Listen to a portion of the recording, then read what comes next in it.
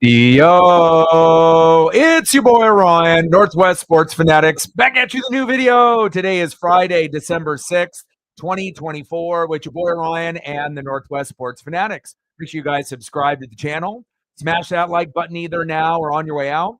Donate to your boy if you can. Cash App $ ORION NWSF or the YouTube Super Chat right here. We got the Mountain West Championship in 2024, the number 20 UNLV Rebels versus the number 10 Boise State Broncos. Kickoff is going to be here in just a few minutes, so let's cue up the music, take a look at the thumb, and let's get ready for some college football. Let's get it, baby.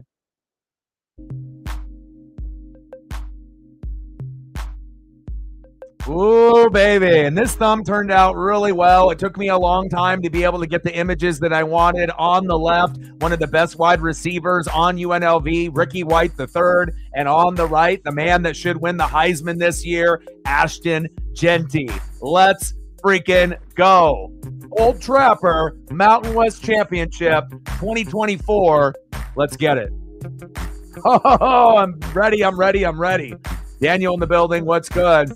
And again, this is going to start off the weekend with all of the championship games. We get the Mountain West here first, and obviously this is going to be the best game here tonight. You also have Tulane and Army going at it at the American Athletic Championship on ABC here, obviously at the same damn time. So I'll be pulling for Army. It'll be cool to see a military school try to get the dub.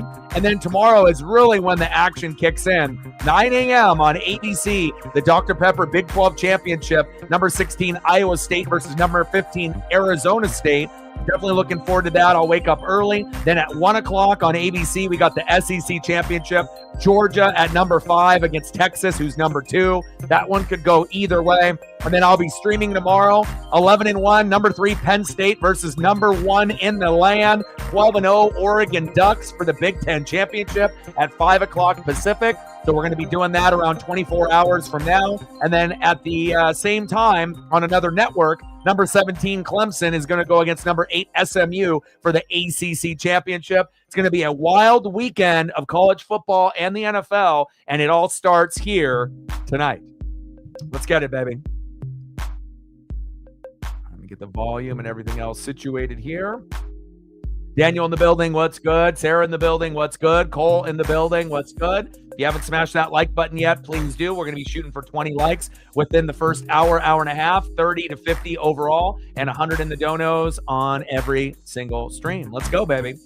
Should be a good one. And obviously when they played earlier in the year, Boise State ended up clipping them, but it wasn't by much. I believe it was like 29-24 or something of that nature. Let's go and take a quick peek to see how close I was to the, because I remember it was around Halloween time. So October 25th, it was a 29-24 win for Boise State. And right now, if you look at the records, Boise State obviously 11-1, the only loss to the Oregon Ducks, and UNLV is 10-2, so they're no slouch, being second in the Mountain West. And their 2 losses are to obviously Boise State that I mentioned, and kind of a surprising loss to Syracuse, 44-41 in OT. But other than that, that's their only 2 blemishes. So this should be good. I wouldn't actually be really shocked if UNLV wins this game, but I would assume with Jeanty, we're playing on Albertson Stadium with the blue field. You would assume that UNLV will fight. They are the running Rebels for a reason. And obviously they got coined that nickname back, in the 80s and 90s, with Jerry Tarkanian and, with Larry Johnson and obviously Greg Anthony and Stacey Augmon when they had one of the best basketball, schools for a few years. And obviously they took off the running as far as, football, and they're just called the UNLV Rebels, even though running Rebels sounds a little bit better, right? But, I would assume Boise State, as long as Jeanty doesn't get injured, he should be able to have a monster day, but I think the game will be a lot closer than people think. And if Boise State does clip them, I would assume it'll be by 7 points or less. It should be pretty close. Temperature out there is very close to here in Oregon, 27 degrees. Wind chill is 23. And we're going to get a chance to be able to watch Boise State here at night. Let's get it, baby.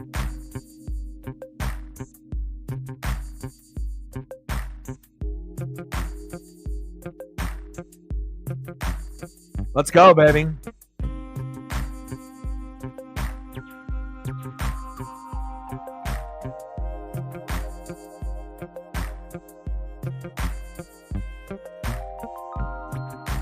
I'm excited for this game. Be able to see if Ashton Jeanty can solidify himself, even though, it's going to come down to quarterbacks or him. And I know it's not really a popular thing to give the Heisman to a running back, but, they usually lean towards the quarterbacks. But, Shedeur Sanders, Cam Ward, and Dylan Gabriel have been great for their respective teams, but I can clearly say, even being a Duck fan, I would rather have the award go to Jeanty, because if you go back and look at Reggie Bush, you go back and look at Derrick Henry, and look at the guys that won the Heisman at the running back position, Jeanty's numbers blows them out of the water. And if anything, he's closer to legendary icon Barry Sanders' all-time numbers than compared to those guys that won the Heisman. So if that's the case, the award should go to Ashton Jeanty, no doubt, but we'll see what the committee decides to do. Yeah, Tyler Warren looks good. I know the Colts will be looking at him, as well as a few other teams. All right, here we go.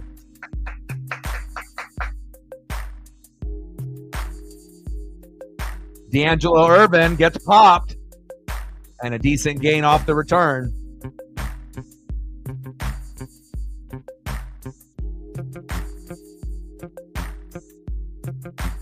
Let's go.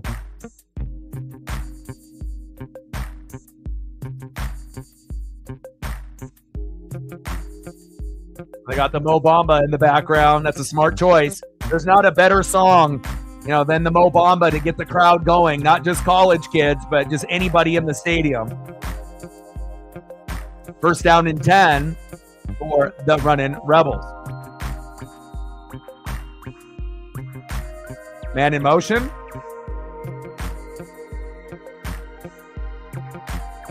Oh my, getting loose. Jonah Dalmas. Oh my. Williams, 14 yards right out of the gates for a first down. Move the chains. Got to watch out for Malik Williams there.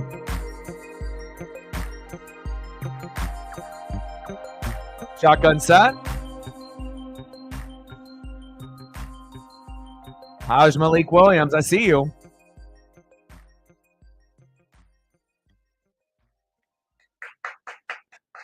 Yeah, well, obviously they're 10-2, and they're no slouch. If you're ranked in the top 25 and you only have 2 losses, you've had a pretty good year. Jacob De Jesus. Good defense there by Boise State. Short game.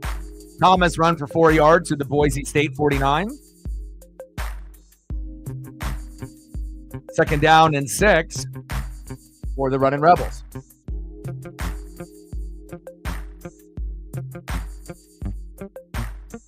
Shotgun set. Play action fake. A little bootleg. Check down. Ooh!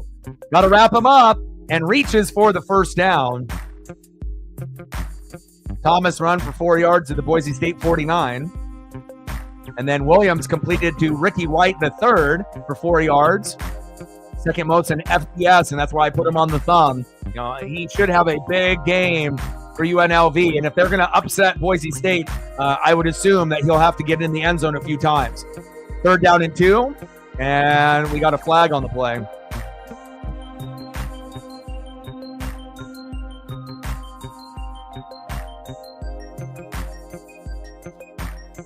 I'll start.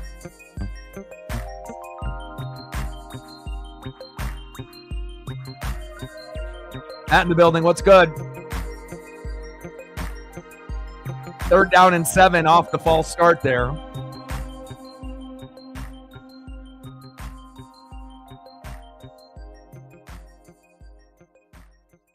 Number 20, UNLV Rebels versus the number 10 Boise State Broncos for the Mountain West Championship. Sponsored by Old Trapper. Shotgun set, third down and 7. Williams. Oh, what a big sack lunch. It's 12 noon. You know what time it is? A Boise State Bronco sack lunch. Yum, yum, yum, yum, yum, yum. That was huge. Wow. coming off the edge on a blitz, and there's 1, 2, 3, 4 Broncos chasing him down. Huge loss of 16 yards by Malik Williams there. Rodney Robinson with the sack lunch, and on 4th and 23, they're forced to punt. Cooper Jones falling on it there.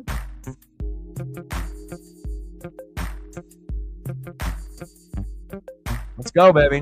Got that little Boise State flashing logo there. We got a little pulsing Bronco there in the corner as well. Okay, baby. Let's get it. First commercial break. Let's see what Boise State can do with Ashton Jeanty. See if he'll be able to get it in the end zone right out of the gate. Let's go.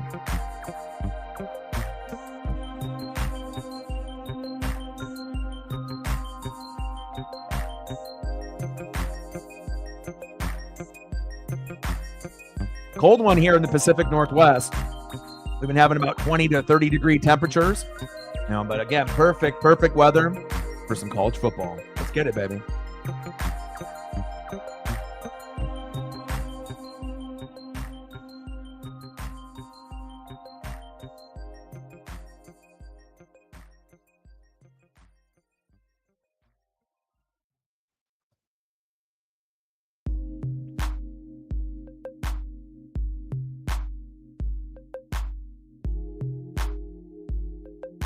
Sure I got everything situated here. Let's get it, baby. College football. Kind of sad that it is kind of, coming to an end. We got all the championship games today and tomorrow, and then we're going to get into the college football playoff, and then before you know it, we're going to be in the Natty, and then, college football will be over, and then we'll be transitioning, obviously, to the NFL playoffs and NFC, AFC championship game, and then the Super Bowl. And then we're going to, be starving for college football and the NFL for about 6 months. So make sure you're soaking everything in as it's on TV, because, I know some people, they get really into it for like the first month of the season and then they kind of fade. It's really important that if you are a fan of football on the extremist, at the extreme level, you want to make sure you're soaking in as much as you can, because, a couple months down the road, you're going to be wishing that you ended up getting a little bit more action on your plate. All right, baby. Show me, Boise State, what you got cooking. First down and 10 on the Boise State 23. Let's go. I like this little Boise State little flashing alternate logo. Very cool.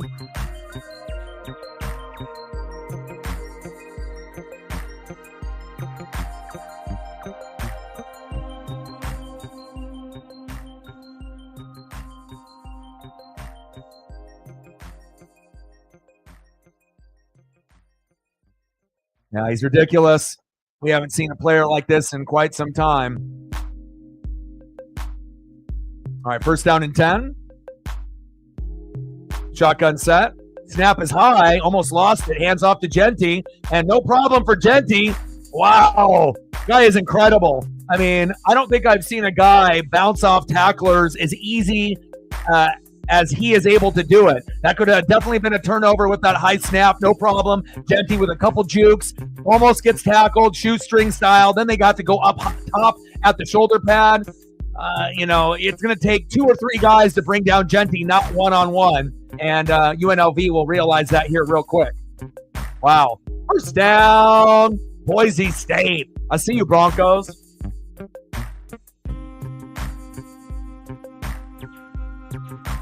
Maybe Jeanty will end up having like 200 yards here today. Madsen, throw to the sideline.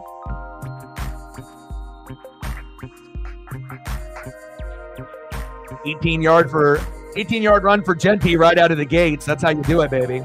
And Maddox Madsen, pass complete to Cameron Camper for 7 yards. Down to the Boise State 48.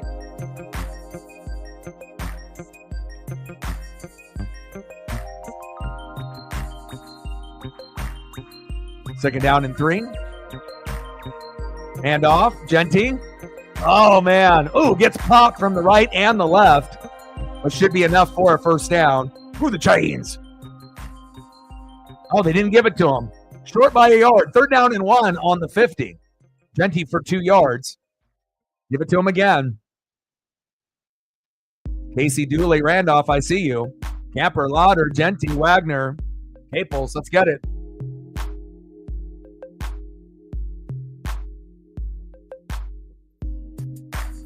Third down and 1.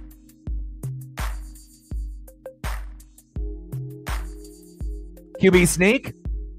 First down, Broncos. Move the chains. Good decision and play calling there. Nice play by Madsen. I mean, you can always go to Genty in that situation as well, obviously. STL in the building. What's good?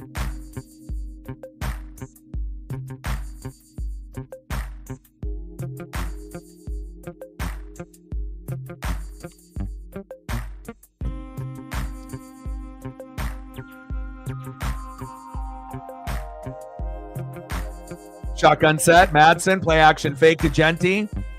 Keeping his eyes downfield. Prince Strong. Oh, Bahama boy. Second down and 5 for the Broncos.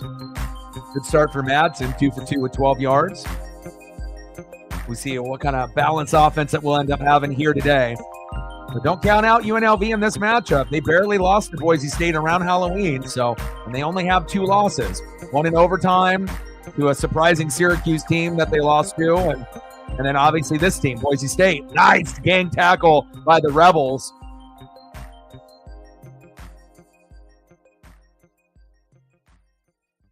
See these linebackers cut through the defense. Wow.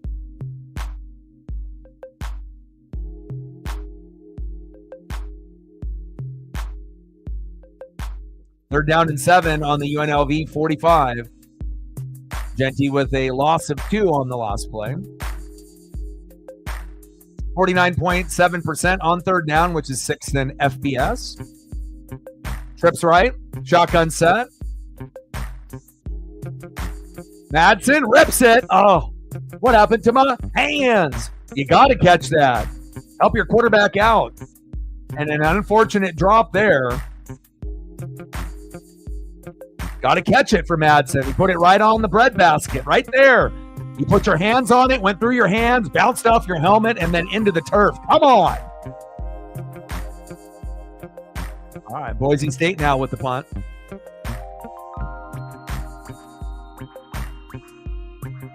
Yeah. What are you doing? Are you loading trucks for Amazon? I assume that you're working in the assembly line or loading trucks and whatnot. That can definitely wear you down, hour in and hour out. Malik Williams up next here for the Rebels.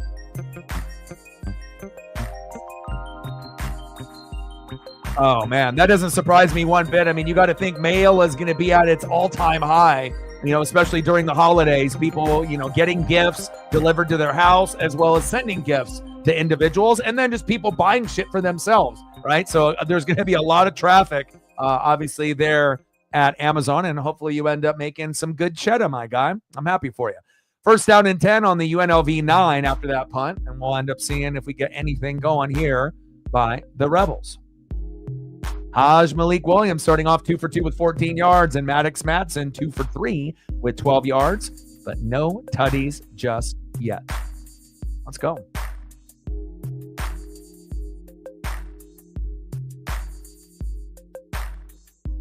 Like, sub, donate, comment, share. If you haven't smashed that like button yet, please do. Help us get to 20 within the first hour and a half, 30 to 50 if we can, if we have the volume. And obviously we want to shoot for 100 in the donos on every single stream. Let's get it, baby.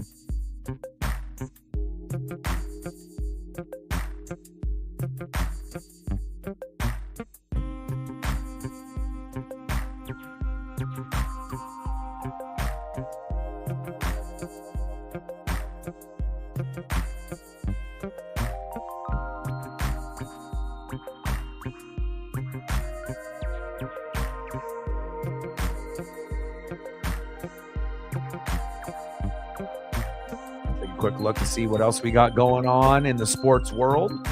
Oh, we're just kind of waiting. All right, what do we got? Kraken 2, Devils 2. So we got Odin's favorite NHL team going against the Kraken here, knotted up at 2. Hopefully we can find a way to get the win. It really depends on, who's in net. Again, if we got, Grubauer in net, we'll probably lose. And we do have Grubauer in there today. But then when we have Joey Decord, we typically win. So hopefully, Grubauer can find a way to get it done.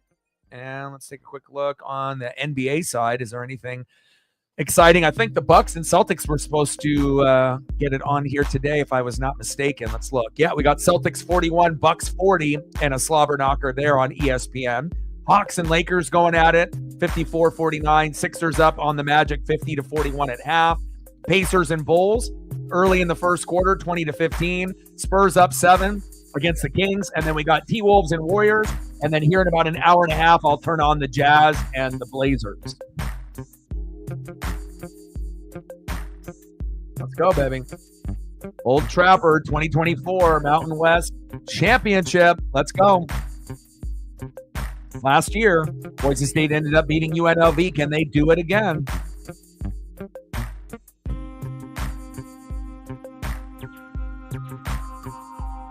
Let's go. I like the energy of the crowd. Boise State always has passionate fans, no matter if they are ranked or not ranked. Oh, UNLV recovers that fumble. And that could have been huge. Christian Moore falls onto the football, and they are lucky. They snap it early, and we've been seeing that pretty often here, not only on the NFL side, but the college football side. Second down and 11 after the fumble recovery there. Yeah, blue turf is amazing. And again, I went back and forth with a few different options, for the background, but I had to go with something night and obviously with the stadium look. So, Jesus fumble! Oh, man, UNLV got to be the luckiest team on fucking planet Earth. So they fumbled the snap when they snapped it too early, and then you get the running back that on literally the next play gets it punched out, Charles Peanut Tillman style, and they are lucky enough to have another running rebel to come in there and scoop it up. Wow.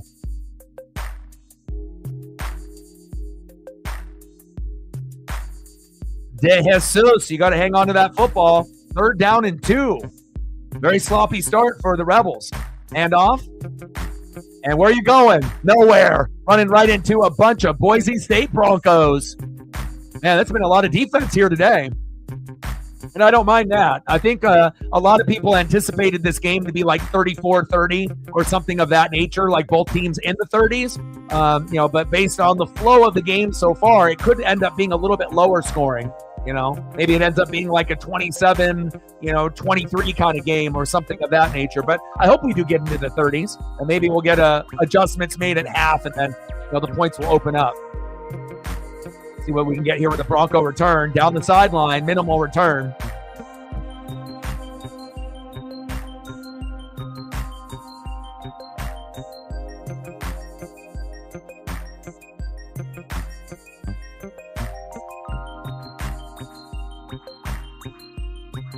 Give the ball to Genty, baby. See what Madsen can do as well. I like the way that this thumb turned out. Very clean, nice dark background, good big images. And I was a little afraid I wasn't going to be able to find 2 solid images that I liked, but this turned out very, very well. Let's go. All right, Boise State, what you got for me?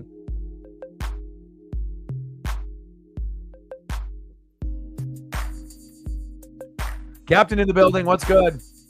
You got to win football games up front. So, anyone knows if you follow football on any level, whether it be, high school ball, college ball, NFL, you got to win the line of scrimmage, and you got to win that battle early and often. So this game is going to be won in the trenches, O-line and D-line. And obviously, they have to be able to, they know that they're not going to be able to stop Genty, UNLV, the Rebels, right?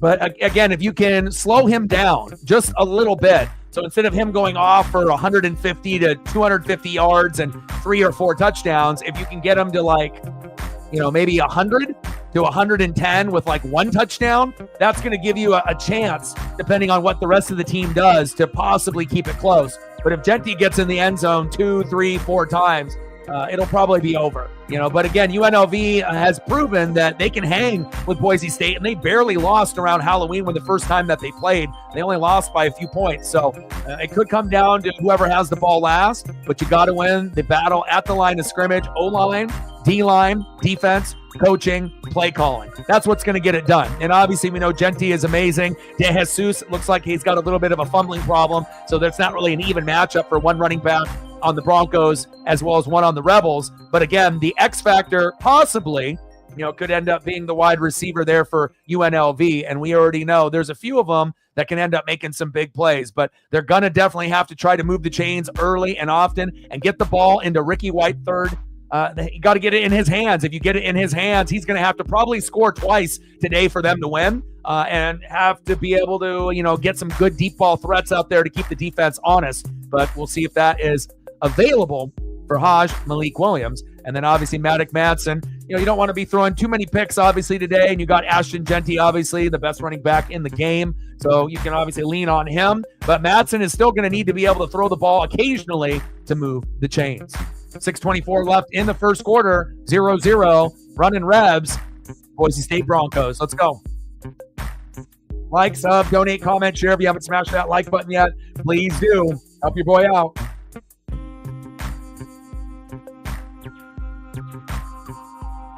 Now, third down will be very interesting, too, in this particular matchup.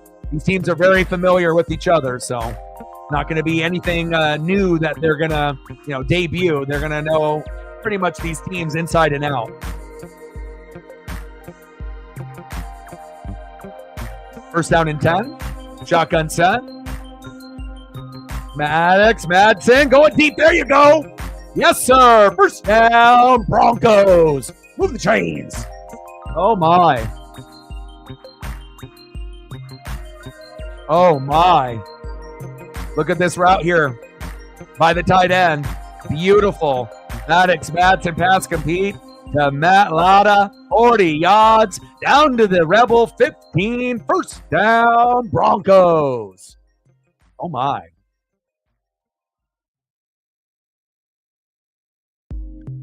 They're going to get it punched in here. Feels like it. Genty. They're going to have 2, 3, 4, 5, 6 guys to tackle him. Short game there by Genty.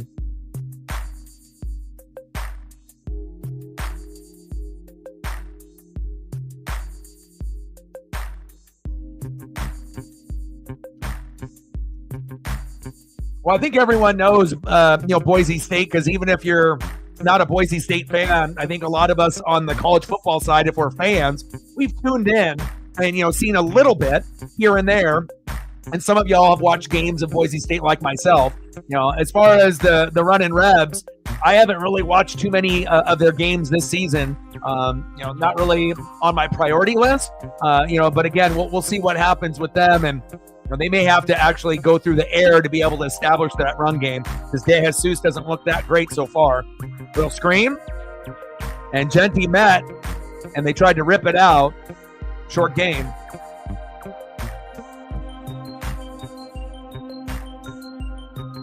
But obviously the offense is going to go through Genty, and then they're still going to have to be able to throw the football occasionally.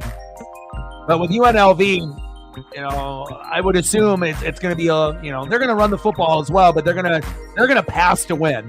So it's going to be UNLV. If they're going to win this game, they're going to have to do it through the air. If Boise State's going to win, they're going to have to do it with a combination of the ground and in the air. So I don't really know what you're going to get out of De Jesus and the running back committee from the Rebels, especially on the road here against the Broncos on this blue turf.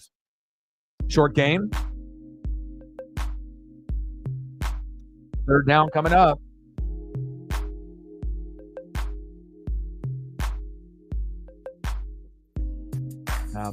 But it's not like Boise State blew out UNLV by 20 the first time they played. They only won by a couple points. So it's not like UNLV can't win this. You just got to minimize the damage and the punishment that Genty gives you. Limit to him only getting in the end zone once or twice. and hopefully you can make him fumble and get some sack lunches and, and then capitalize on your side of the offense and get it done. Floater. Touchdown, Broncos. What a throw. What a catch. Latrell Caples with the tutty. Wow. That was nuts. Okay. I like seeing that. What a throw. Let's make sure he actually caught this football. Let me see. Did it hit the ground, though? Ooh. It looked like it was starting to come loose a little bit as the defender got in front of him, but I couldn't really see. But looks like they're just going to give it to him. Extra point is up. And good. 7-0 Broncos.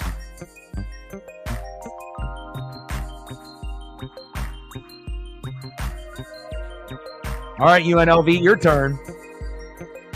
Madsen with a tutty to Caples, 22 yards. Extra point from Dalmas is good. 7-0 Broncos. Let's go.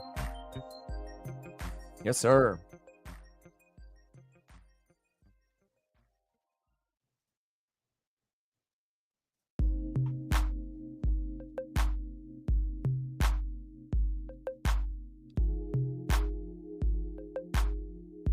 Captain with a tenner. Thank you so much. I appreciate you. $10 holla. Stacks on stacks. Racks on racks. A little Cactus Jack. Bang, bang. $10 holla. 90 to go to hit the goal. Appreciate you. Let me know what you want to do for photos. You want Jonah Coleman or you're looking in a different direction? You let me know. But I appreciate you getting it started here tonight. And again, I think the thumb actually turned out really well. I was a little afraid I wasn't going to have enough time, because I don't have anything for UNLV because I haven't done any of their games this season. So I had to be able to find that image and hope that it would convert. Same thing with Genty. I mean, I had a couple other images that were okay, but not as good as this one. And I think this one kind of came all together and it turned out great. 7-0 Broncos.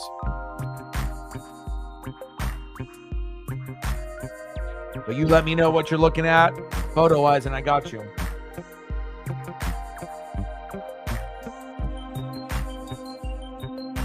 Okay, good choice.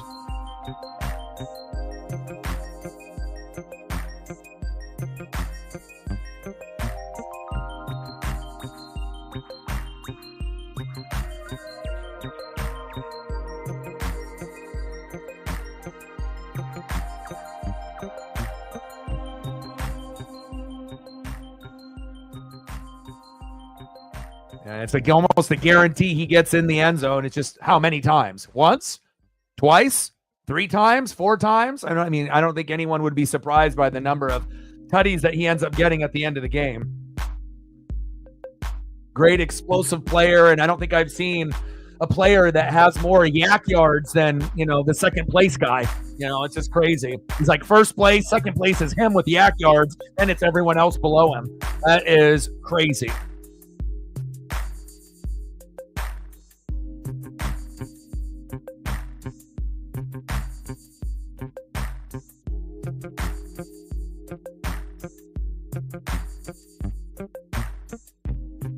I kind of like the Boise State uniforms, based on the different type of combinations, right? So you got this one with the orange helmet and the white jersey. Then you got the whole white out with the white helmet, right? And then you got the orange look. And obviously, I haven't even brought up the all blues that they got on right now as well. Boise State, they might not be Oregon, with all the different uniform combinations, but the combinations they do have, I do like the way the blue and the orange go together.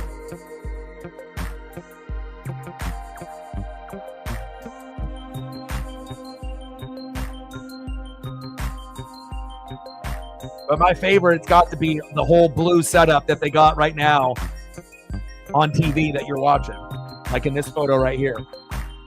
Woo, baby. Those are sick with the Broncos there on the leg. Oh, man, those are fire. Fire.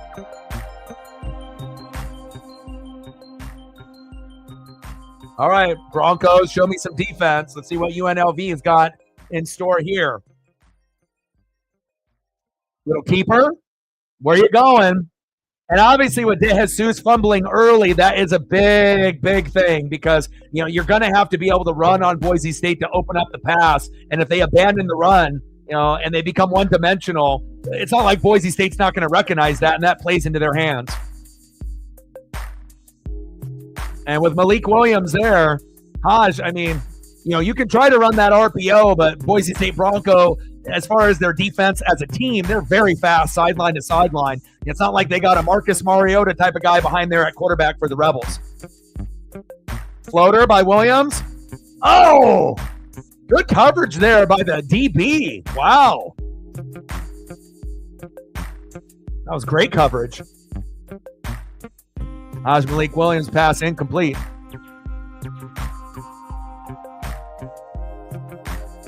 Yeah, the Statue of Liberty play. I remember that too.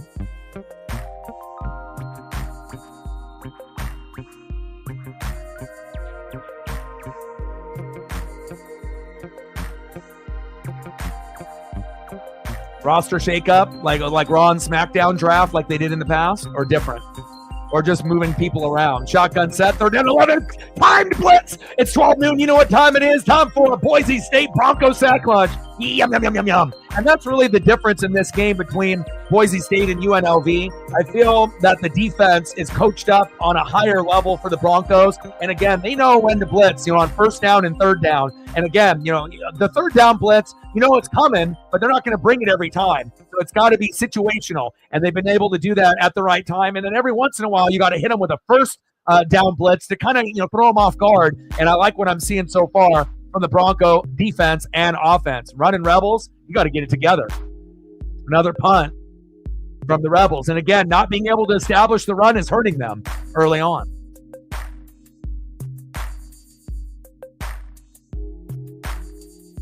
Oh, look at Barry Sanders. He's like, you're the closest thing to me that I've seen in a long time.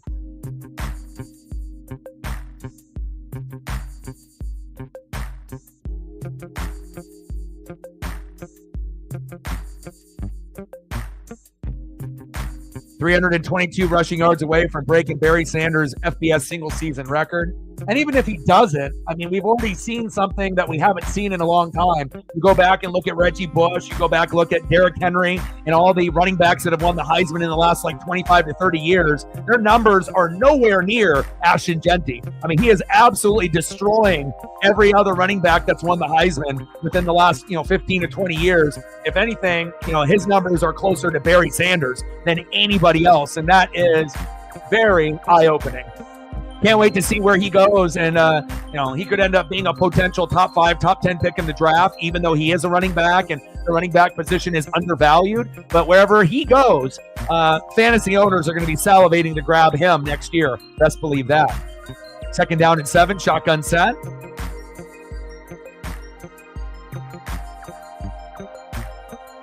Ford with a catch. Third down.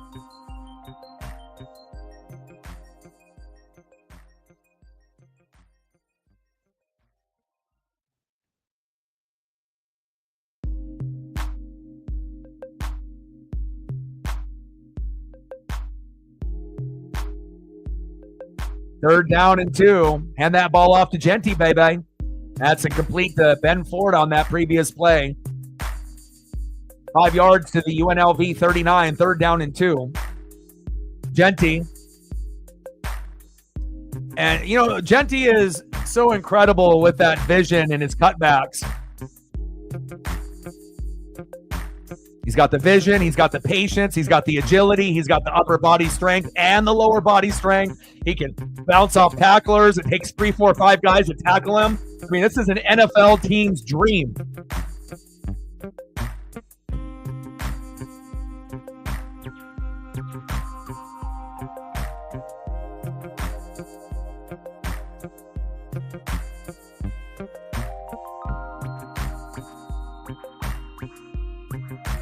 .485 career rushing yards, most all-time in school history. Duh. Pat Cedric Minter. Shotgun set. Jeanty. And when you watch Genty, there are going to be some similarities to Barry Sanders as well. Because if you remember watching Barry at college at Oklahoma State, some of y'all are too young, but some of y'all remember, as well as in the NFL, what was kind of Barry known for on the Lions? A 2-yard loss or like a 60-yard game. There was, some gains of 10 and 15, but, there was either like, okay, he's running around and he's getting hit by 5 guys and he takes a loss of 2, a loss of 3, a loss of 5. But then, the next play could be a run for 60, running over 5 guys for a tutty. So, even though you're going to get a few plays, for losses out of Genty, don't worry. He'll end up making up for it in just one freaking run. 2nd down and 10, end of the first quarter, 7-0 Broncos. Let's go. See if we can get a few more Genty photos here for Captain. We're at 10:90 to go, 7-0 Boise State. And I'm glad they have a game as good as this here today. I think that if it wasn't this game, then I think I would have liked to be able to watch if they were going to flip the schedule. Iowa State, Arizona State would be money here tonight also. That's at 9 a.m. Hell, even Clemson, SMU would be money tonight. But they obviously have to, wait for tomorrow. 9 a.m., Iowa State, Arizona State. I'll be pulling for Arizona State. Georgia and Texas, I don't really care. They're both great. Penn State and Oregon, go Ducks. And then Clemson, SMU. I don't really care either way on that one, but I'm kind of rooting for SMU just because they're a small school in a new division, and I want to see them have success. Same thing with Army tonight. I don't know if they're going to be able to get it done against Tulane, but you would assume they would. They're the number 24 team in the nation, and we haven't seen a military school finish in the top 25 in a while. So Army's up right now 7-0 on Tulane, but we'll see if that holds up at the end of the night.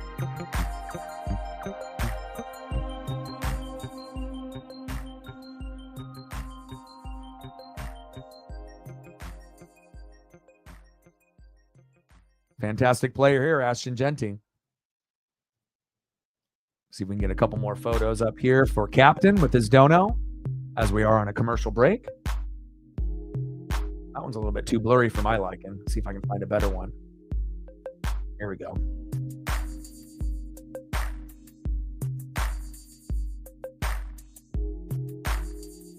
That one's too blurry for my liking. There we go. That one's much better. Appreciate you, Captain.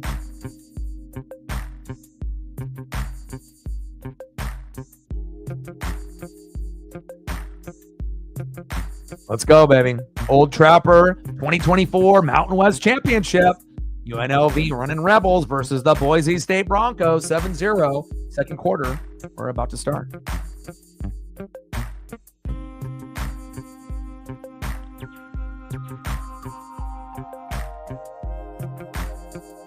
Yeah, I wouldn't be surprised if Iowa State wins tomorrow. I really think that one could go either way. I mean, almost every game tomorrow, let's be honest, could go either way. I don't think we really, obviously if we're predicting today, picking Boise State and Army would be like the most obvious choices. But Iowa State and Arizona State are both 10-2. They both can win that matchup. Georgia and Texas. Georgia's 10-2. Texas is 11-1. That could go either way. Penn State and Oregon. To some people, it could go either way, but I think the Ducks are going to win that. And then you got Clemson, SMU, which could go either way. But I think if I had my choice, I think I would probably go SMU, obviously, go Ducks, Arizona State, Army, and Boise State today. And then really with Georgia and Texas, I mean, it really doesn't, matter to me, either way. Both of the schools are lined up, obviously, to match up again as we go into the college football playoffs. So,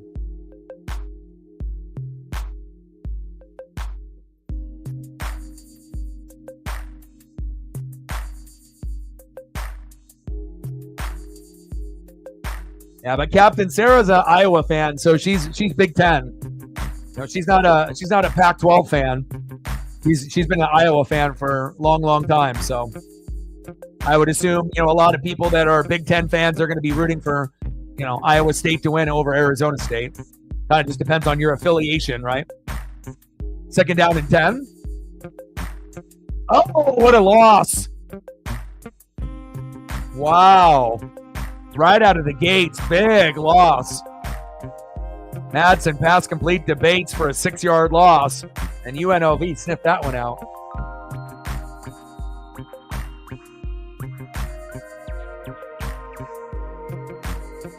Yeah, but I'll be up super early tomorrow. I got to watch every single one of those matchups. 3rd and 16. Defense has been a little bit more involved in this matchup than people thought. Madsen. Oh, it's 12 noon. You know what time it is. Time for a Rebel sack lunch. Yum, yum, yum, yum, yum, yum. Wow.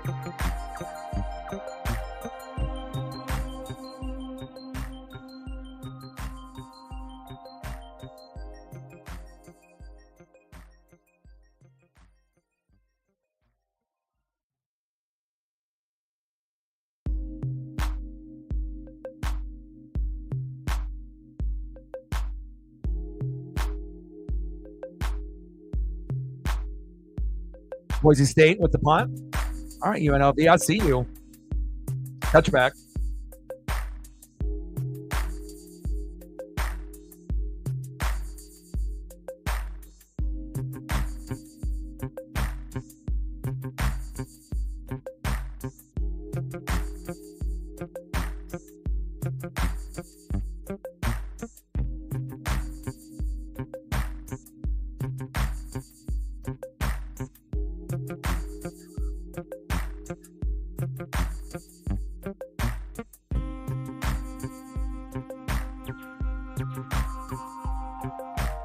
And I kind of like it that we're getting the defense, imposing their will early. And again, the defenses will get tired in the second half, and then the scoring should be able to open up a little bit more.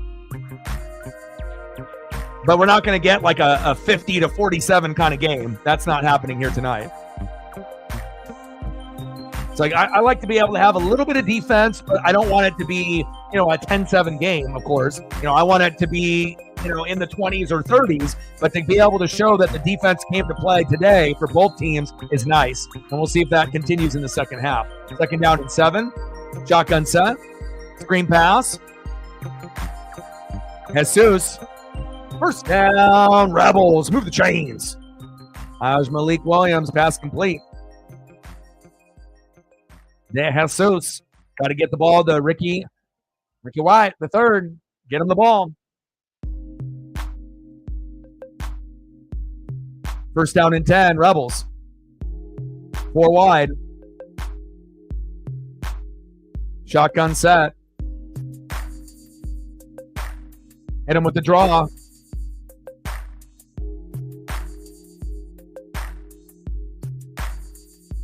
Thomas runs for 3 yards. I see you, Jet.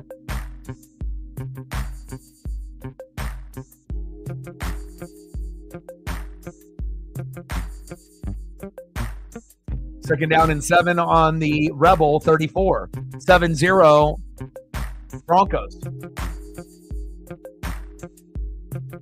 Shotgun set. Handoff. Dancing and romancing, but running into a couple Broncos there. Run for 3 yards. 3rd down and 4 on the UNLV 37.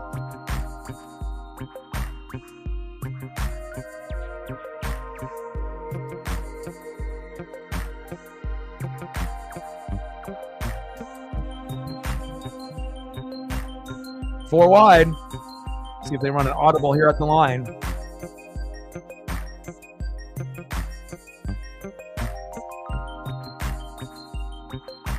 Shotgun set. They only bring 3. Floater.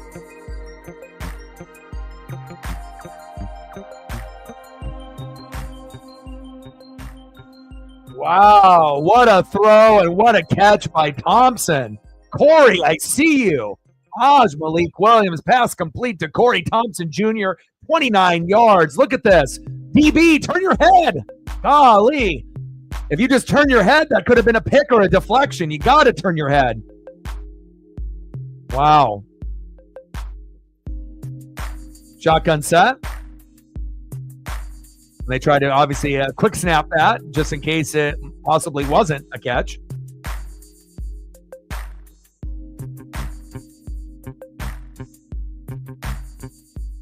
Malik Williams there with the 2-yard gain. Second down and 8 to the Boise State 32.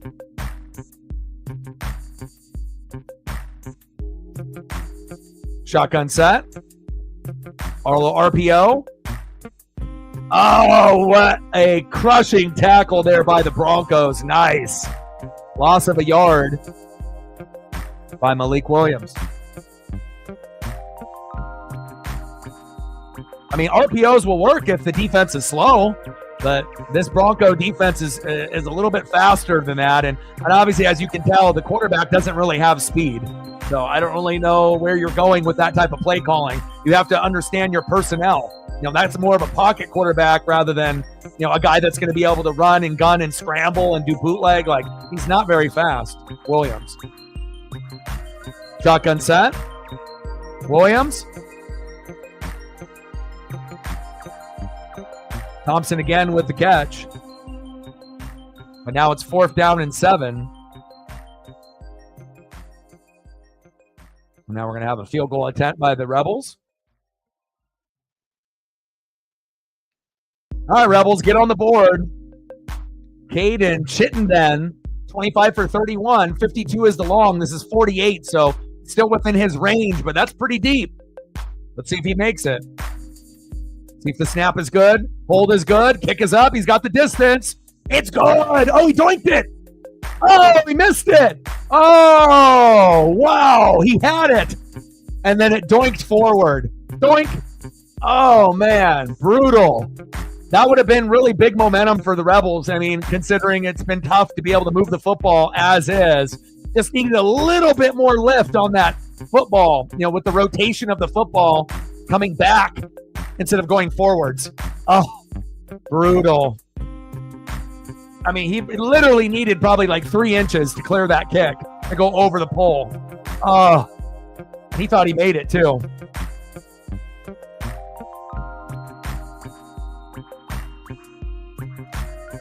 Unbelievable. All right, let's see if we can get a few more Genty photos up for you.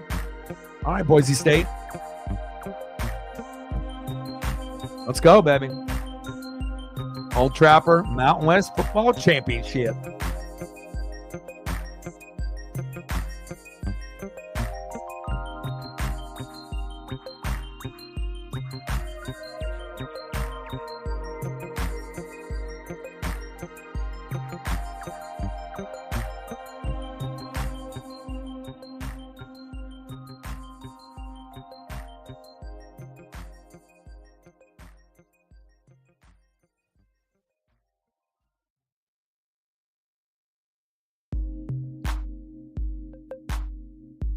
That's a good one.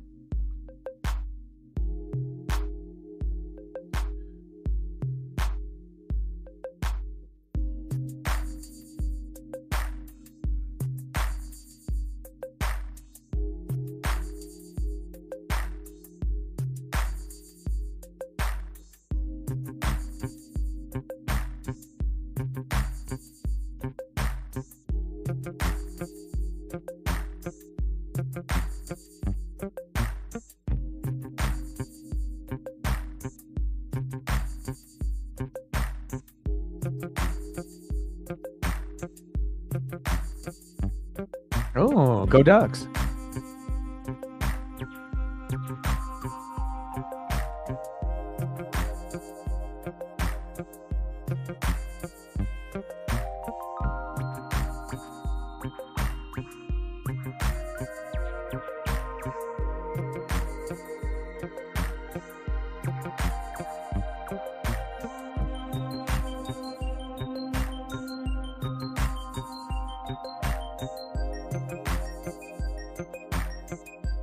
Here's another one of their alternate looks that they have here as well.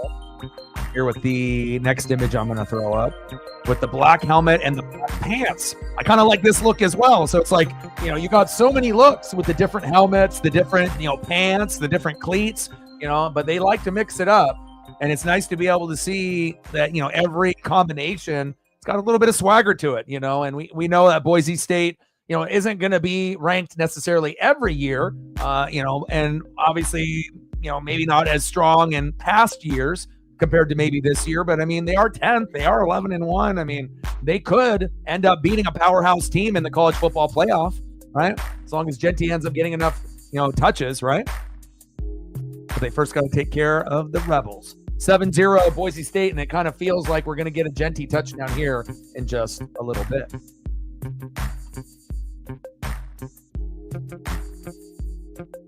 Agreed.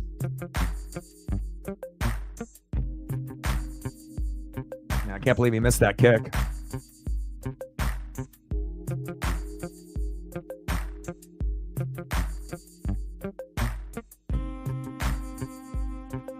Gain of 13 yards there.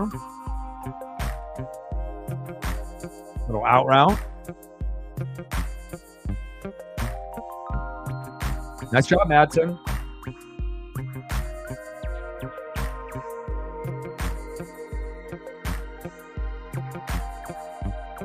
Madsen, great start. 8 for 9 for 88 yards and a tutty. And we're just waiting for Genty to go crazy at some point or another for him to get loose for like a 60-yard run, right, for a tutty.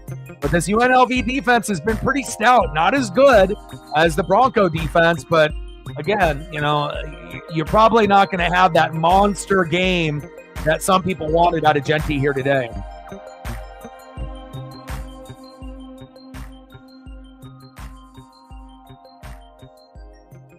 Maddox named after Greg Maddox. Nice. 2nd down and 10.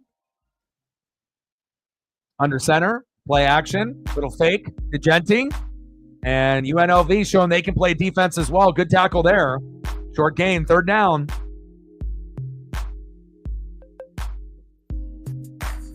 7-0 Broncos. Less than 7 minutes to go here before halftime. And it's been a defensive battle. And I figured it would be, but I am a little surprised that we're only at 7-0. That shows that the defense came to play today, and they are imposing their will. 3rd down and long. See if UNLV brings the blitz. No, they bring 4.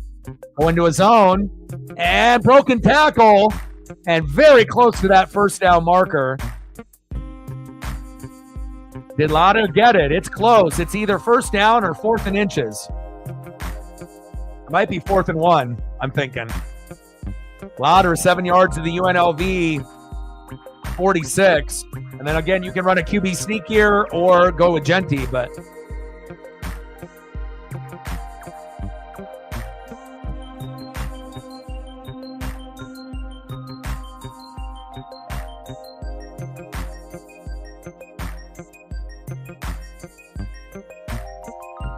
okay, they're reviewing it. I would say you might as well bring the chains out and see how close it really is. See if that spot is correct or not. Yeah, we got to take a look at the knee to see where that's at.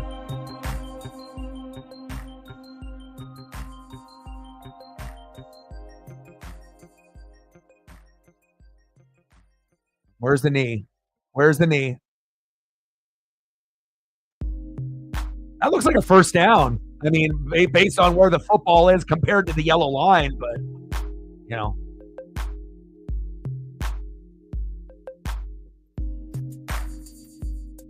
Where's the elbow, though? Let me see the elbow. Where's the elbow down? I mean, when the elbow goes down, it's almost like a bang-bang play. Elbow goes down, and, which elbow are we talking? Left elbow or right elbow? I mean, it's like the elbow and the whole body go down around the same time. They're acting like this ball is like mad short, but the point of the ball is over the yellow line, though. So I think that's 1st down, but they'll probably be stubborn and keep it 4th and 1.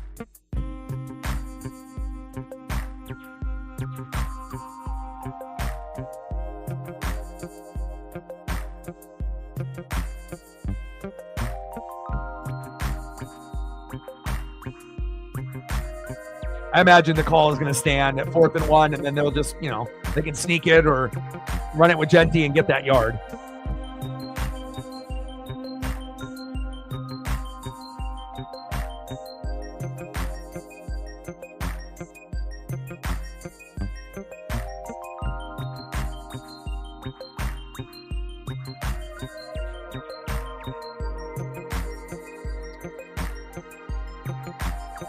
Yeah, they said next year that she'll be involved, Becky Lynch.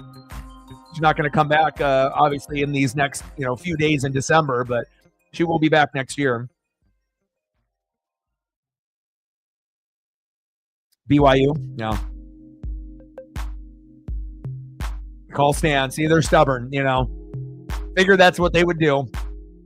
Even though it already should have been initially called, I think, a first down. Just barely, but 4th and 1, QB sneak, or, by Madsen, or you can go to Genty, either way. 4th downs this season, 14 conversions, most since 2015 for the Broncos. And then they got Madsen under center with a Genty. First down, Broncos. Good play call there after doing the sneak the first time on 4th down. What do the Boise State Broncos think they are? The Lions? And Dan Campbell going for it on 4th down every time? That might work against the Packers, but if they do that shit against the Eagles, that might backfire.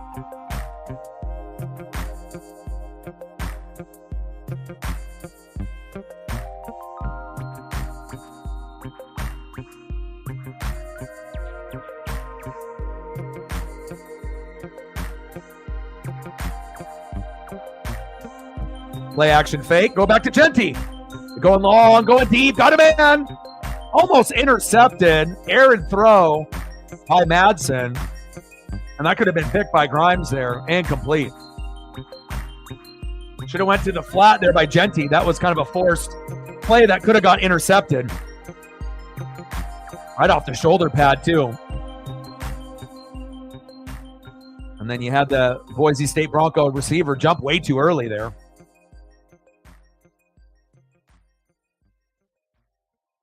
Yeah, well, I mean, Green Bay's defense had some players banged up, but not as many as the starters and the backups for the Lions, which are like 13 players plus, but they don't act like when you watch their defense, nice run by Genty there, almost a first down. But when you watch the Lions, even with all of those injuries, they look a hell of a lot better on defense than last year, so it shows you those certain individuals like Branch really do make all of the difference.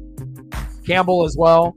It's like you got to make sure and Carlton Davis, the third from the Bucs, like they've gotten some nice pieces and hopefully they can end up staying healthy. But really, it's that offense, that offensive line, the running backs, the wide receivers, the tight ends, the play calling, even though Johnson sometimes is a little too vanilla for me, but I would like to see Amon-Ra and Laporta with the ball more. Like less to J-Mo and it was cool to see Tim Patrick, because his dad's birthday, who passed away, is today. So he ended up getting those 2 tutties. So that was cool. But again, at some point or another, you can't act like Laporta and Amon-Ra aren't good players. Like you have to make sure you're getting those guys the ball. Like I don't think it would hurt anybody's feelings if, J-Mo and, a few of those other guys ended up getting a few less looks and you ended up giving the ball to the superstars, that we know that they are, right? Laporta and Amon-Ra, the sun god. First down and 10, play action fake, blitz off the corner. Nice form tackle by the Rebels. God, they're disciplined out there. Not a whole lot louder with the short gain. Yeah, but let's be honest. Even if you had the best defense in the NFL, regardless if that's Denver or Pittsburgh or Kansas City or whoever, right? How many people would be able to stop Detroit's offense with that offensive line? And the difference is the Lions have the number 1 offensive line in football. So regardless if you have the number 1 defensive line or even guys up front on the D-line that could threaten, again, Penei Sewell's the best offensive lineman in football. You got Ragnow, you got a lot of key pieces there. Genty, first down, Broncos.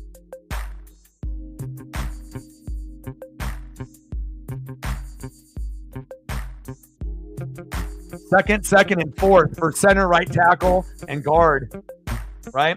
By Ragnow, Zeitler, and Sewell. That's what they're ranked. Second is Ragnow, Zeitler in second, and then Penei Sewell.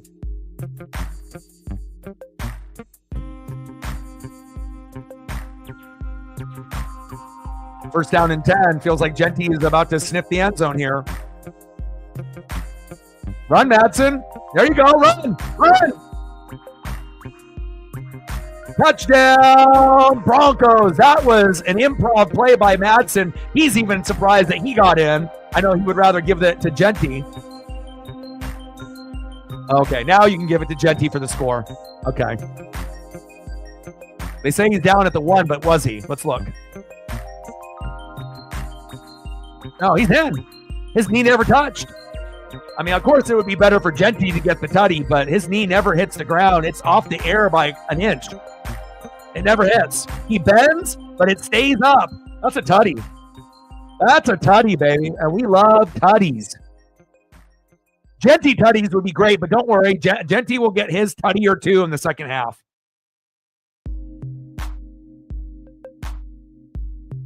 Yeah, great instincts by Maddox Madsen right there. And obviously, as you can tell with these two teams, really the difference is the quarterback and the running back, right? The quarterback for the Broncos is better as well as the running back, and the running back for UNLV as well as the quarterback are limited in what they can do.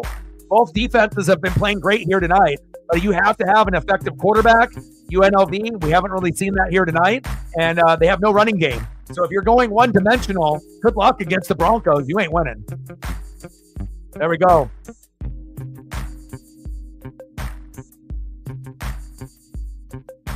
Nice job.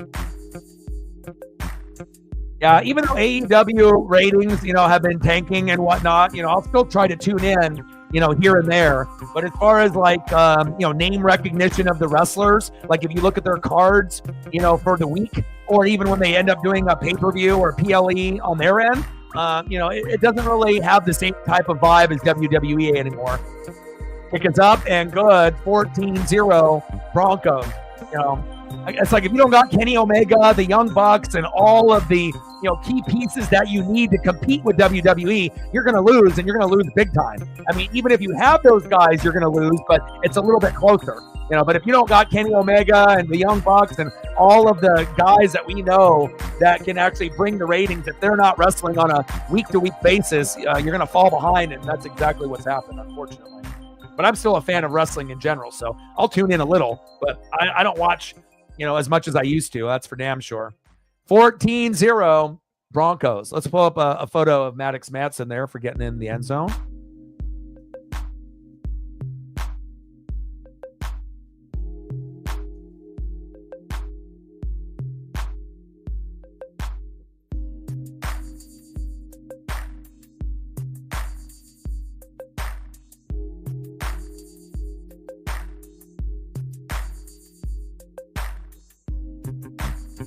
Good awareness by the quarterback. He said, let me just go. I got it, baby.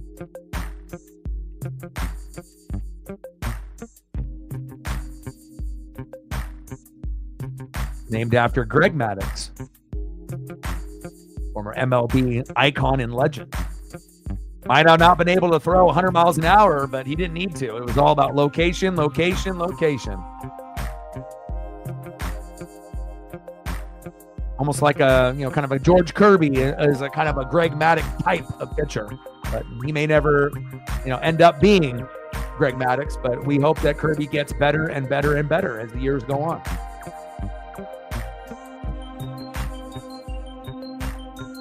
We're at 10, 90 to go.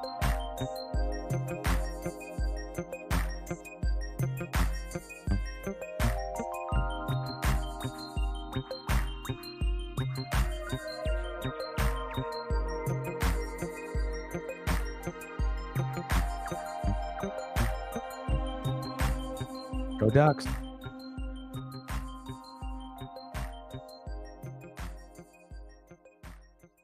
Genty photos go hard, man. They're fucking fire. Like this one a lot. And it shows you, in, the uniform swag, you have to be able to have that style. And again, it's all about the placement on where you put things, like this with the Broncos on the leg and the placement of where you put the name. Like, Oregon uniforms are undefeated and no one will ever be able to catch us. But it's nice to be able to see some of these other colleges, whether they end up being from Nike or Under Armour or Jordan Brand or whatever. But it seems like, things are getting a little bit better and better for some of the other schools and their style as well. I'll see you. 14-0. Boise State.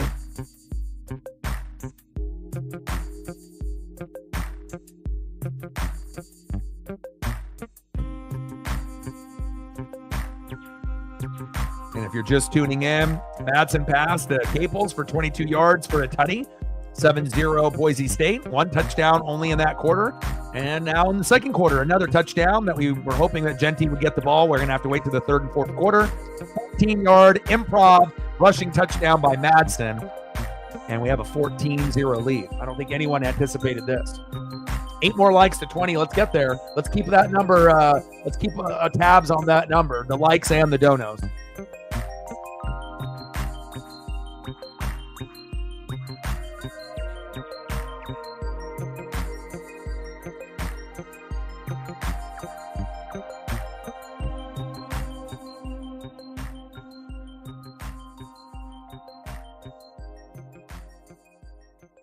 Madsen's like, I got this, man.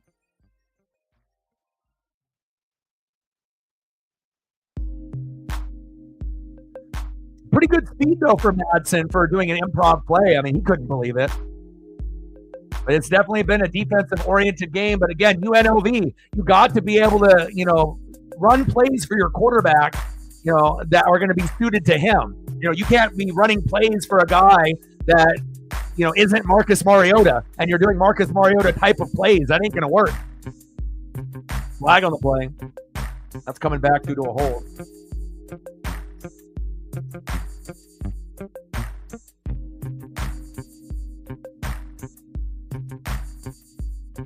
Ten-yard penalty. Bring it back.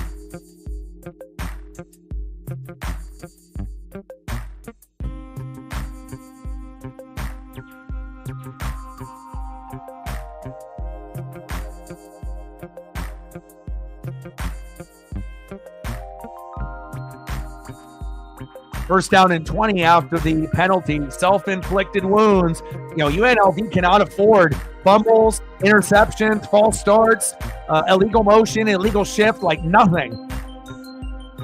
There we go. That was a decent play right up the gut. And they just got to be able to, get consecutive first downs. Things have not gone their way, but it's not like, the game is over. But they definitely need to get a minimum of 3 on this drive before halftime.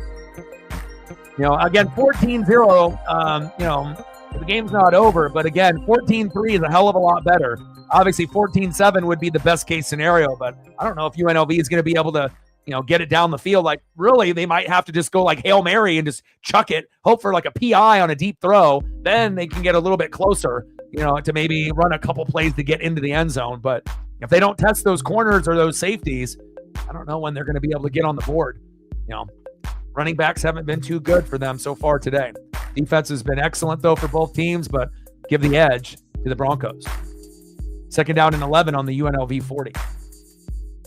But even 3 will, help the momentum. You don't want to go into the, Old Trapper 2024, Mountain West Championship with a 0 at half, especially when you played pretty good the first time around, and you only lost by a couple points in October. So, and you only have 2 losses, right? 1 to Boise State, 1 to Syracuse in overtime that you shouldn't have lost, right?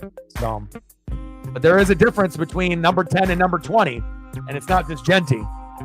But we'll see if they can get something going here in the last 2 minutes.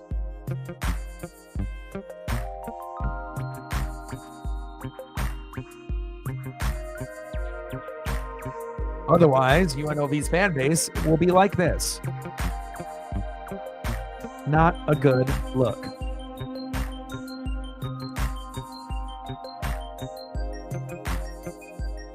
Let's get that ball moving, baby.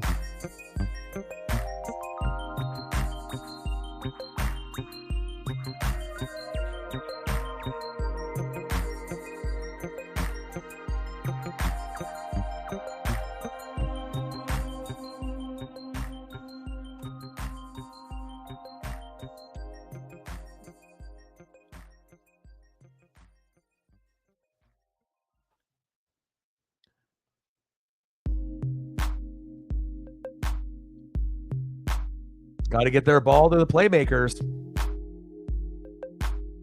It's the only way that they're going to be able to keep up.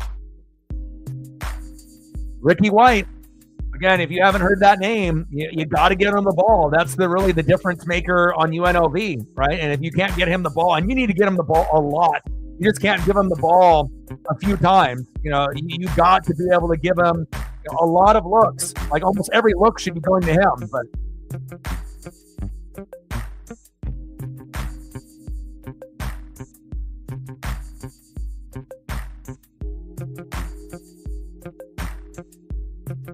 all right, here we go.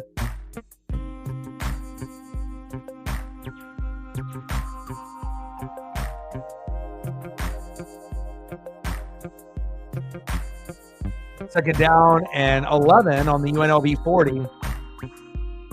Get it to your best player, otherwise you're fucked. Williams, where are you going?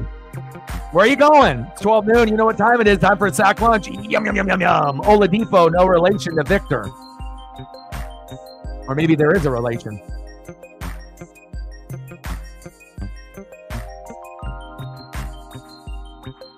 Nice job by Oladipo. 5 sack lunches from safety. Woo! Third down and 15 on the UNLV 36. And the third down percentage not good. Only 1 for 5 for the running Rebels. And they're not running anywhere.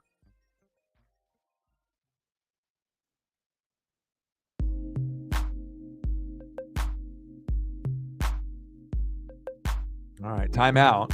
I mean, I don't think, you need to be talking too long. It's like, what's the play? There's only one. Go to fucking Ricky White the third. Hello?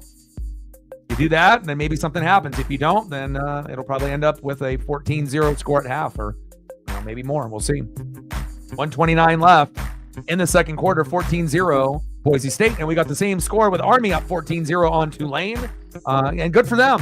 Awesome to be able to see a military school like Army, Navy, or the Air Force, with a good record. And I can't remember the last time at this point of the season, if ever in my lifetime, that we've seen a military school ranked in the top 25 with only 1 or 2 losses at the end of the year, going for like a championship, for their conference. Pretty crazy, but I like it. 14-0 Army. And then tomorrow is where the big boys play. Iowa State, Arizona State at 9 a.m. Wake up early. Georgia and Texas will be the biggest game besides Penn State and Oregon. And then the filler games are obviously the Iowa State, Arizona State at 9, and then the Clemson, SMU. But I still think that those games are going to be good. I think SMU has got a chance to be able to show the world how good they are, with their 11-1 record. Clemson 9-3, definitely beatable. And then, the Arizona State, Iowa State could go really either way. They're both 10-2. They both match up really well. They're both ranked right next to each other, 16-15. I mean, it really could come down to whoever has the ball last in that game possibly could win. We'll find out. Love this time of year. Yeah, Southern Methodist, and they joined a new conference this year as well. And so very cool to be able to see, some of these schools joining a new conference and having this type of success right out of the gates. And we already know the ACC isn't really that good, right? It's like every once in a while, Florida State in the past would be good, or Clemson in the past would be good, but the ACC doesn't really have the same kind of flavor. Now this year we saw Miami, have some decent games and whatnot, but not a whole lot of top 25 wins if you're in that conference. One of the weakest conferences in college football besides the Big 12. So since we have 2 powerhouse conferences in the Big 10 and the SEC now, not a whole lot of quality left in those other conferences, but it is what it is.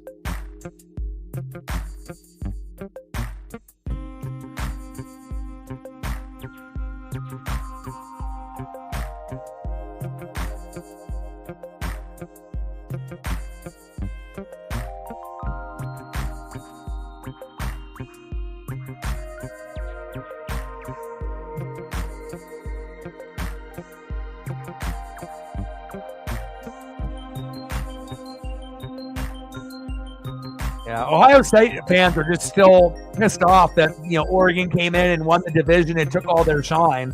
And then they, were so worried, about Oregon and everybody else that they couldn't even focus on Michigan, and at one point or another, Ryan Day will be gone. And then maybe they can beat Oregon and Michigan one day. Third down and 15, shotgun set.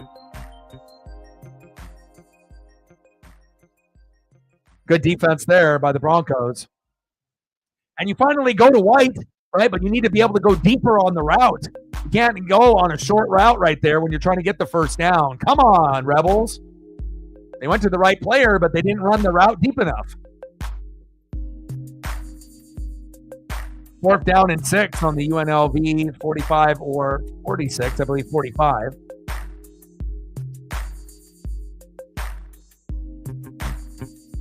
Panthers and Eagles, Falcons and Vikings, who knows? Saints and Giants, Saints, Bills and Rams. You would assume Bills, but it could be a little bit of trap game for them. Can't wait.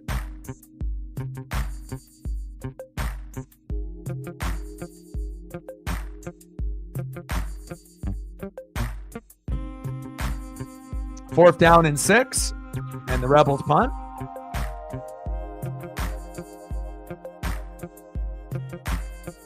All right, touchback.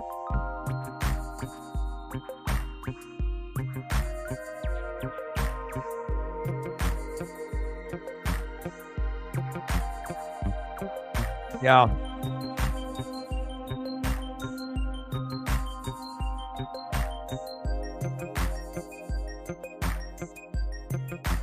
And I feel there's going to be more eyeballs on college football, this year and as years go on, just because people are getting frustrated with the NFL and the referees and things, people thinking things are scripted, or, people are trying to win bets on the over and the under, and there's all these like questionable calls or no calls at the end.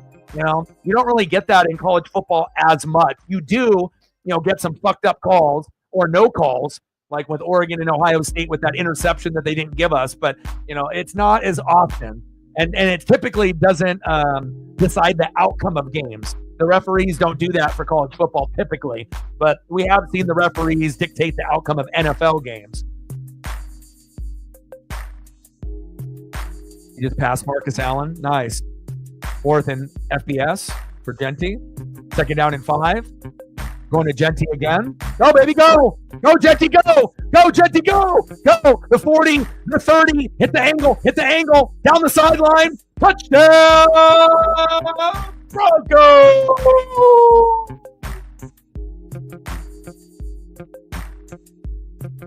Oh, baby. There it is. There's the run that we were waiting for. A loss here, a loss there. And then at any given moment, you're going to get that 60-plus yard tutty, 75 yards for the touchdown. Ashton Genty, give that man the Heisman. It's not going to go to Dylan Gabriel. It shouldn't go to Shedeur Sanders or Cam Ward. Give it to Genty, baby. Wow, extra point is up and good. Better late than never. You caught UNLV sleeping, baby. They gave him a little CM Punk, GTS, go to sleep, and this game is already over, and it's only the first half. Wow, I don't know if anyone anticipated this, but good for Boise State to flex on them because, again, it wouldn't really do anything besides, UNLV fans being happy if they won. We want to make sure that the Heisman winner has a fantastic game and that Boise State keeps on winning, for not only Genty's Heisman's sake, but for Boise State's sake.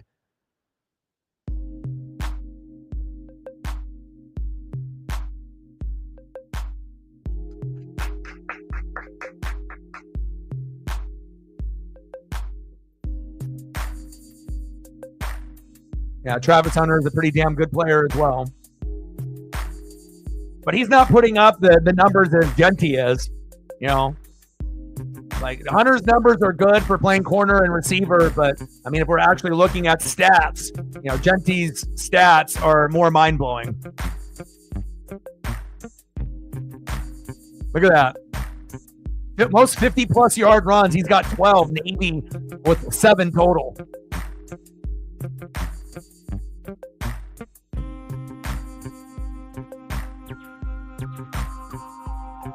Wow, 21-0 Broncos. He's kind of good.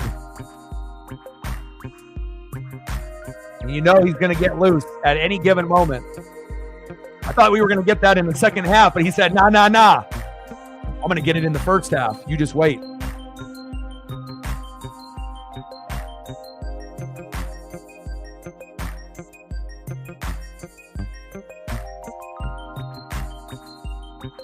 His vision, his agility, his speed, He's so fast, he didn't even have to cut back on that defender that had the angle. You know, he could have stopped and then cut back, but he didn't even need to. What an incredible player, man.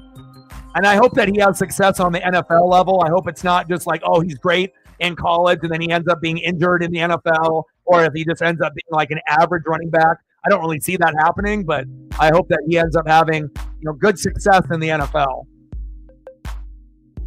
Oh, pass incomplete. White, you got to catch that, bub. Pass incomplete. Malik Williams to White, incomplete. 21-0 Broncos.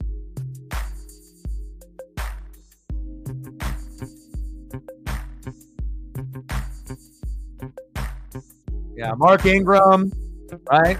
Derrick Henry, Reggie Bush, their numbers, if you like put them together, yeah, you might get like a Genty number, but I mean, his numbers are so much better than those three. Shotgun set. Floater. Intercepted!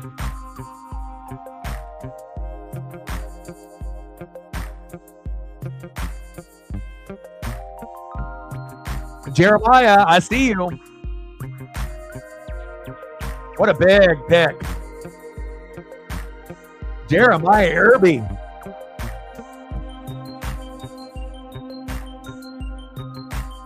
Wow. Like everything that possibly could go wrong for UNLV is going wrong here today.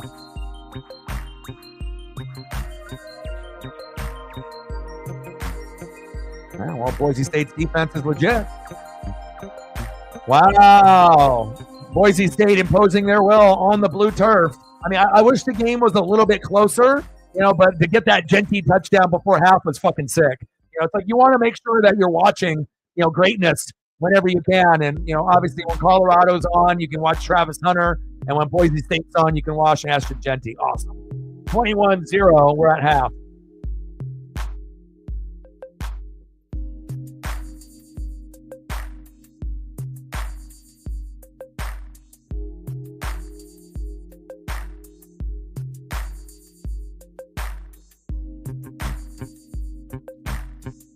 Yeah, Genty ain't coming back to Boise State. He's going to the NFL. There's no way in hell that he'll go back. Because, again, you know, you got to understand injuries could derail everything. He comes back next season, tears his ACL week 1. Then he got, instead of being a first-round pick, he'll probably be like a third-round pick, you know, or a fourth-round pick if the injury is significant. So, you know, if you're already having a monster year like this, you know, as long as he's, you know, X amount of years out of high school football to be able to get there, you know, but I highly doubt that he'd go back to Boise State.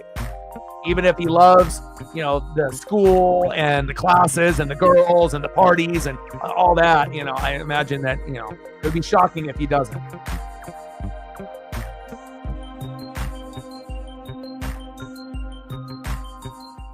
I can turn it down a little. How's that? Is that better? Samuel with a $2 holla. It's really loud, which I assume you mean loud. And I went from 50 to 40, so there you go. $2 holla. Appreciate you. Stacks on stacks. Racks on racks. Little Cactus Jack. Bang, bang. If there's a particular player that you want to be able to see photo-wise, let me know, and I got you. We're at 12, 88 to go. But I have it. I had it at 50, but now it's at 40, so hopefully that'll be a little bit better. But the reason I end up doing that typically, it just depends if you can hear the action on my TV or what I'm watching the game on. And if you can't hear, you know, the action from the announcers, then it's nice to have a little background music. So.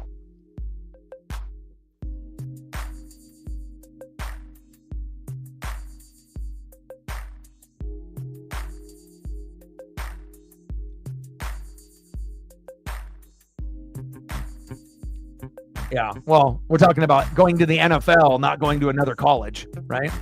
So I imagine he loves it there, you know, but I don't think that he has anything else to prove, you know, especially with what he's been able to do in this particular season. I mean, we're literally watching one of the greatest, you know, seasons out of a running back of all time. You know, this isn't just like, oh, he's having a pretty good season. No, I mean, like the guy is literally doing like the best season that you possibly could have other than Barry Sanders. That is saying a lot, you know, but you never know. But I would highly doubt that he wouldn't come back.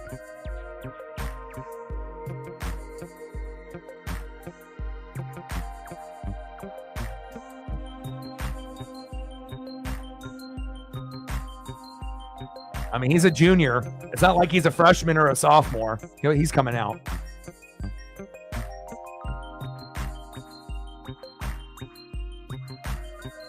I mean, if Boise State had a chance to win a natty, and if they were in that conversation, if they were like Oregon, then maybe he does. But, you know.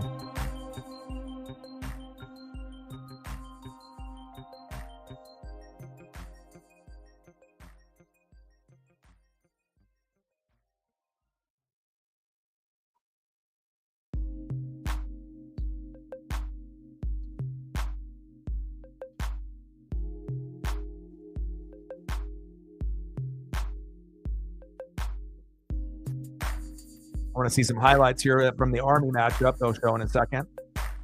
21-7 Army up on Tulane. I'm going to go check up on Paisley here real quick since we already finished up the first half here, and then we'll get into the highlights here of Army and Tulane. Go over the matchups of Iowa State, Arizona State, Georgia, Texas, Penn State, and the Ducks, Clemson, and SMU. I'll be right back in just 1 second. Give me 1 sec. I'm going to make sure that she's still doing good.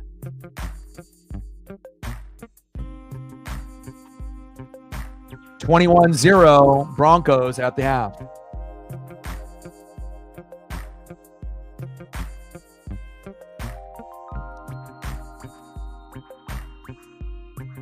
Yeah, but honestly, if Genty ends up going in the draft, he's going to go to probably a shitty team, that needs a running back. It's not like he's going to slip in the draft and be picked 25th in the first round and end up on like the Steelers or something. That's not going to happen.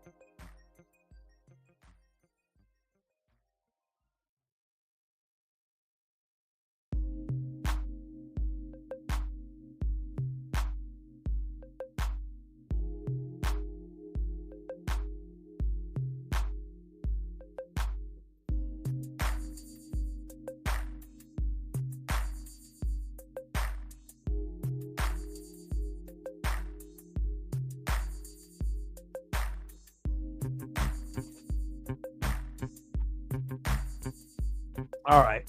Paisley just snuggled up on the couch, stretched out.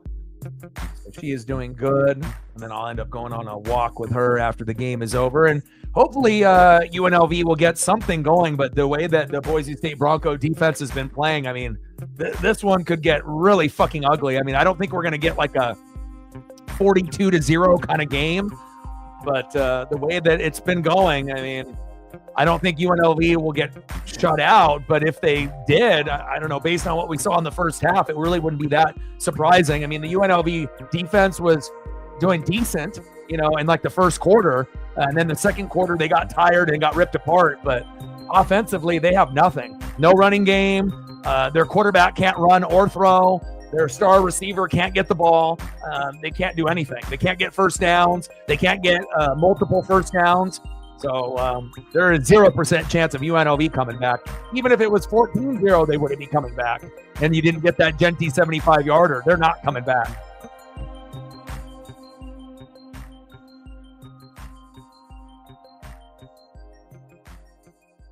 Yeah, but that's what happens. If you're a great player, then you're going to go to a shitty team, and then, he'll either make a name for himself on that shitty team, or, maybe he'll have to wait to the second team he goes to.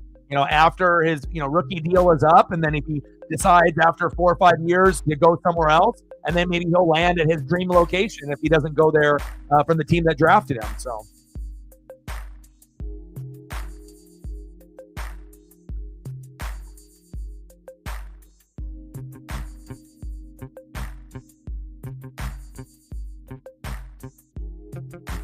Yeah, well, yeah, obviously with the Bengals would be, yeah.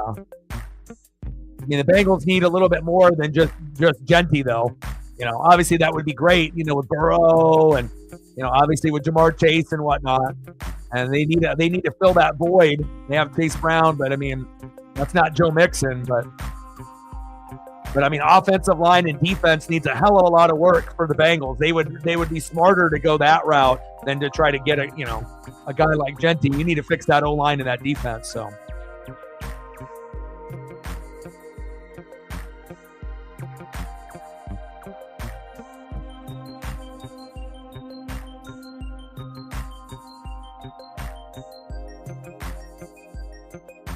Okay. Heisman, baby. Let them know.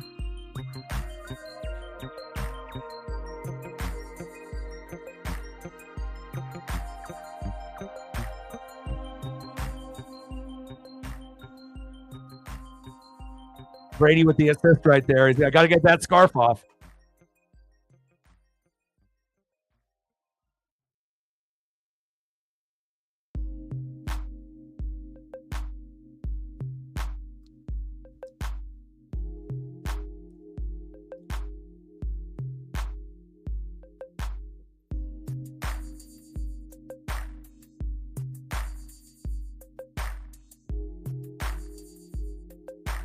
Yeah, you need to do some spell check, Cole. You need spell check, bro. That is not a good look. You're typing like a kindergartner there, bro. Oh, my God. Oh, spell check, bro. Spell check before you type. Oh, my goodness. Yeah, but Penei Sewell is the number one offensive lineman in the game. So, the Bengals could have had that, but they went with the Burrow and Jamar Chase connection because they were teammates at LSU. So it's worked out for them. But again, like I told you, as soon as Mixon left and there is no Jesse Bates III, the team isn't the same. So, and again, Burrow's had a good year. Jamar Chase has had a good year, but the defense is shitty, right? Offensive line not very good. So it's like, you need more. You need to have a balanced team. And again, the Bengals defense can't stop a nosebleed. I mean, you got a couple guys that are all right, like T-Rex and whatnot, but some guys are irreplaceable.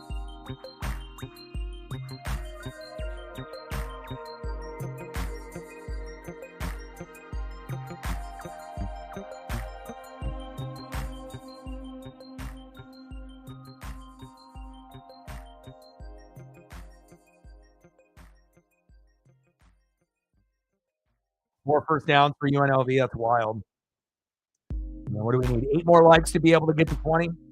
Like, sub, donate, comment, share. We're at 13. 7 more to go. All right, let's take a look at Army's highlights here. You would assume it would be a lot of, either with the quarterback or the running backs. Just the way that they run their offense there. Wow. Down the sideline. Oh. Wow. Rumbling and a bumbling there. Everyone's got Army on the back. No names. We got Jacksonville State against Western Kentucky.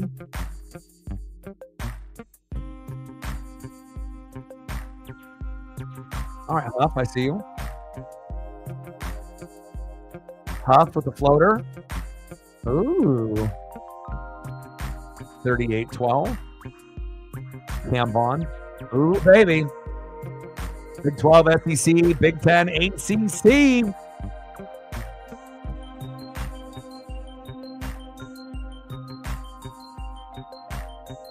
What's it going to be? Arizona State, Texas, Oregon, and SMU? Is that what's going to happen?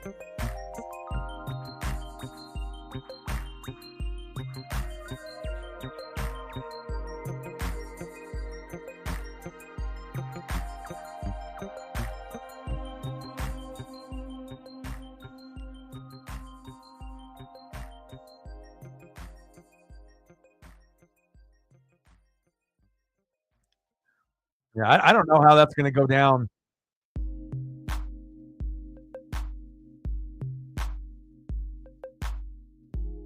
Yeah.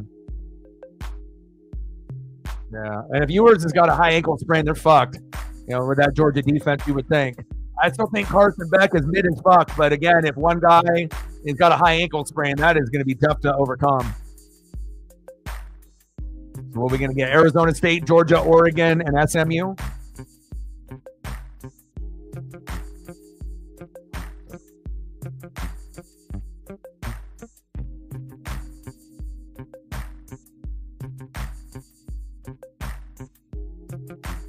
Go Ducks.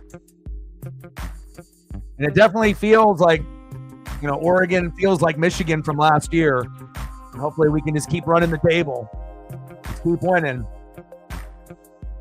Got to go undefeated for the season. And there's not very many teams that can do that.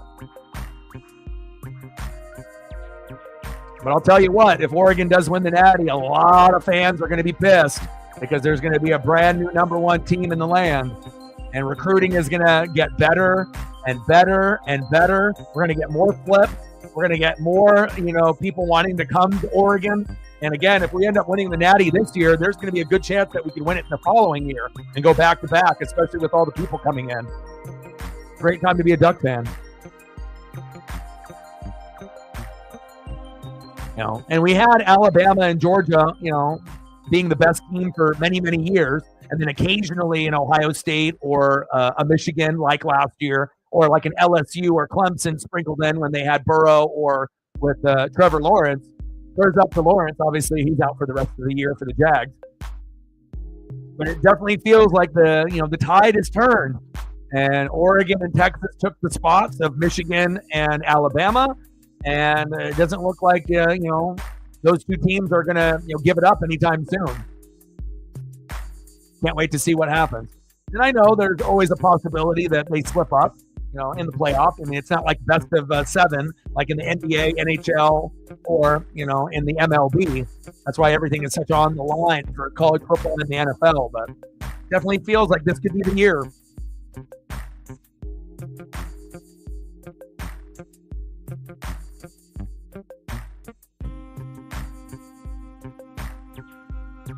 Save it. Save it. That's the best thing to do.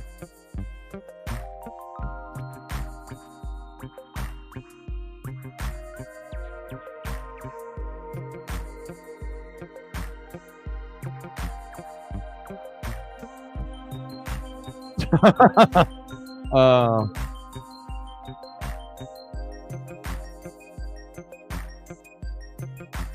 21-0 Broncos. Hopefully for UNLV's sake that they can get at least like 10 before the game is up, but they might need some help from the refs with like PI or something. It's not looking too good so far. Man, I can't wait for tomorrow. Oh, baby. Go Ducks. This is what it's about, baby. This is the landscape. You got this? You're good. You don't got it? You're fucked. And we got one. Letting Mario Cristobal go and chase his dreams at the U was the best thing that we did. Put us in position to get the best coach in the game. And it's not about this, and it's not about this, and it's not about this. It's about the defense and this right here. Again, defense wins games, defense wins championships. And when you got the most intelligent coach in college football with the most passion, good luck. Because we're going to be more focused and ready to go than any other team in college football this year. We are locked and we are loaded. 21-0 Broncos. Go Ducks.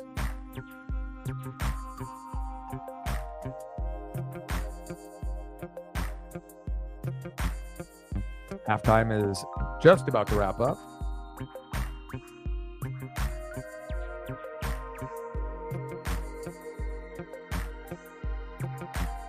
Devils beat the Kraken. Odin's son will be happy about that.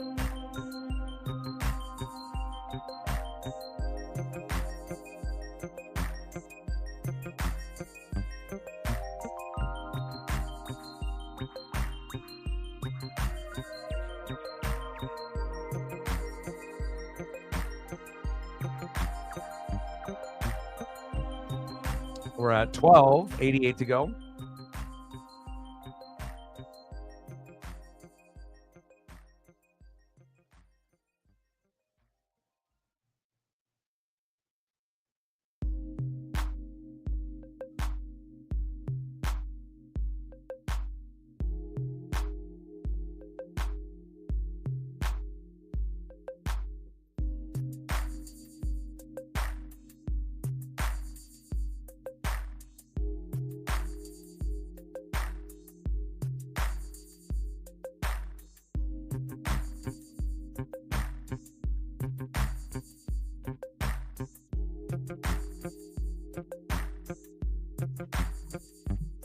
6 more to go.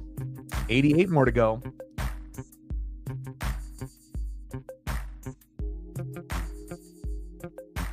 UNLV, wake up, man. But it's crazy, like the Rebels quarterback looks like a backup, playing like one. But hopefully for their sake, so they don't get embarrassed, they can get at least to like, what, 14? 14 stinks, you know, but again, it's like, you know, Boise State isn't done scoring. You know, they're probably not going to get to 50, but they could probably get to 40 to, you know, 42 to 45 points based on the pace of the game. But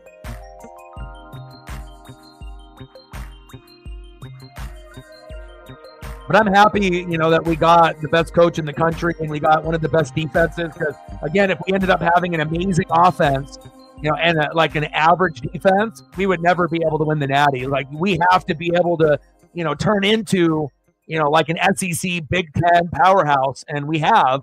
But again, you know, it's like if we don't have those players on defense, you know, we're not in the position to be the only undefeated team in college football. And it's so important to be able to have those players. And luckily we got Tez back from the injury. But again, it's all about O-line, D-line, defense coaching, and play calling. And again, having a great coach and a great defense is going to do a hell of a lot more for you than having a great coach and a great offense and a shitty defense. Man, Genty, what an amazing athlete. And you knew that big run was coming. 60-plus yards. And there's not very many that are like him. Look at that. 14 rushes for 132. That's insanity. 12 for 14 for Madsen. Great first half for him. 2 total TDs, 1 on the ground and 1 in the air.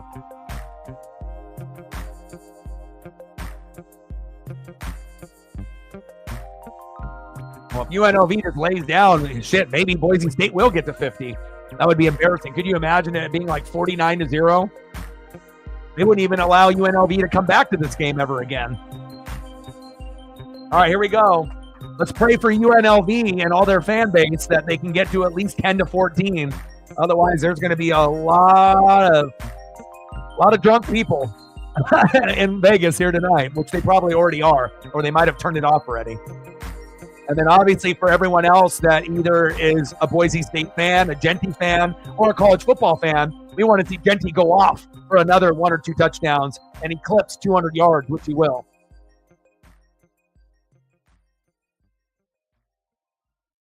Yeah. I mean, even if they're not trying to pour it on, I mean, it's pretty easy if the quarterback and running back are incapable of making good plays for UNLV. And the defense was decent in that first quarter, but they got tired and beat the fuck up in the second.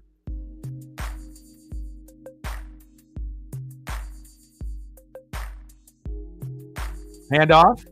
Genty running over a motherfucker and another motherfucker and almost gets a first down. Wow. 9-yard gain. Almost a first down for Genty. A stud, man.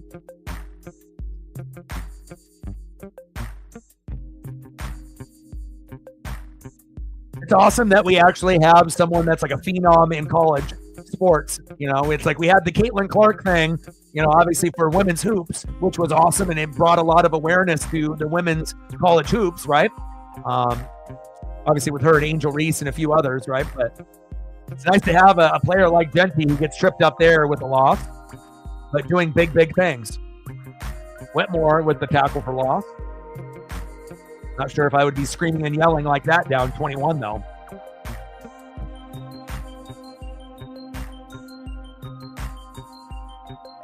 Oh, yeah. Caleb was good. Jonah Coleman was good. But Caleb and Jonah Coleman are not Genty, though. I think we can agree to that. They are great, right? Jonah Coleman's great. Caleb, you know, Johnson is great, but they're not Genty. Genty's in a whole class of his own. Shotgun set, 3rd down and 4. Madsen. Good tackle there by the Rebels. Okay. 4th down and 1. But are the Boise State Broncos going to be like Dan Lanning and say, fuck it, and just go for it?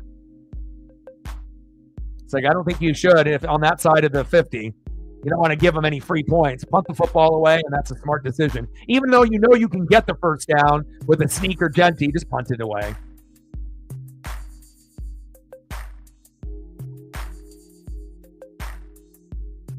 Yeah, well, it sounds like Higgins is out the door, so they are going to pay Chase. And he'll be, there's no way they're going to split up Burrow and Chase ever, unless you want to have a disgruntled team. All right, UNLV, your turn. Hopefully they can put up at least something.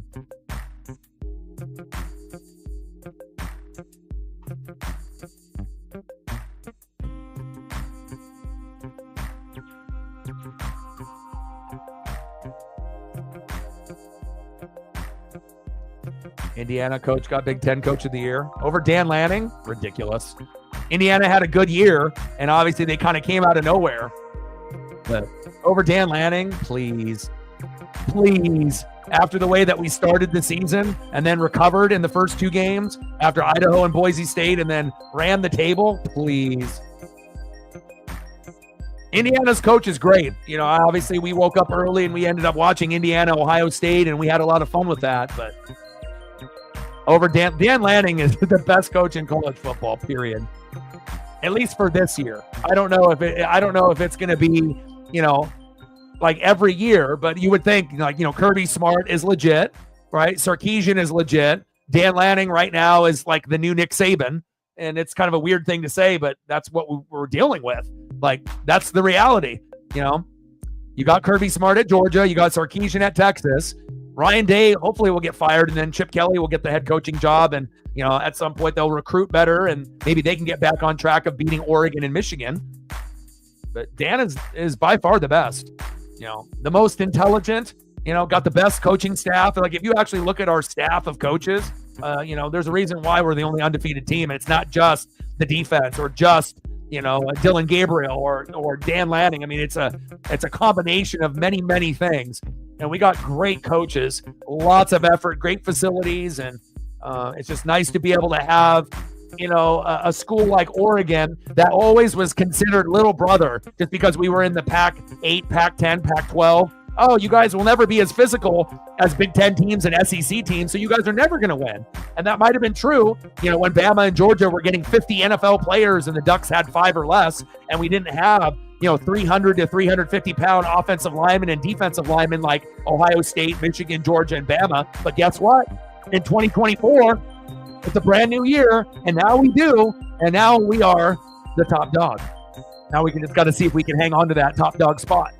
21-0 Broncos.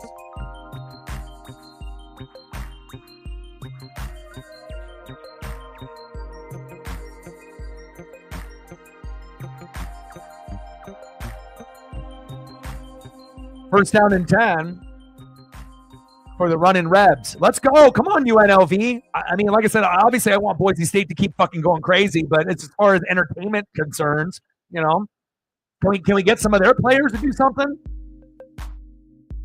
I mean, the way that this game is playing out is like Boise State is 11-1 and they lost to Oregon, and UNLV is 10-2, but they look like a 2-10 team, not a 10-2 team. They look like they have 2 wins and 10 losses. Like, what are we looking at here? This is the 20th team in the country? They don't look like it. Maybe if this game was played, at UNLV, it would be a little bit closer with the fan base cheering for them, because here on this blue field, they look lost. Thomas, use that athleticism. Good tackle there by the Broncos. Third down.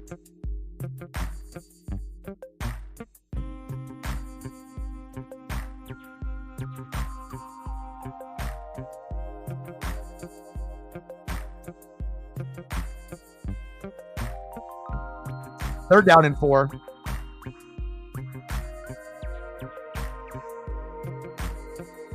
He said the psychos. Third down and 4 on the UNLV 31. 21-0 Broncos over the Rebels.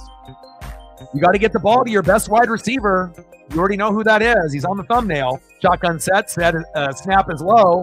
quarterback thinking he's Marcus Mariota, but his speed is a 0 on a scale of 1 to 10, 10 being fast. He's like a 0.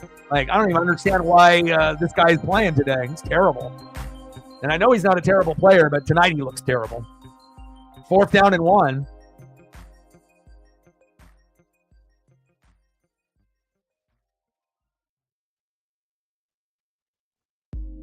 Fourth down and 1, you just hand the ball off and run it right up the guts.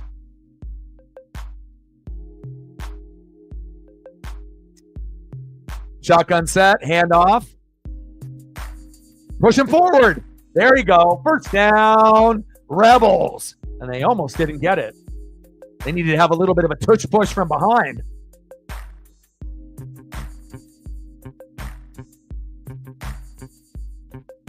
And UNLV came into this unprepared.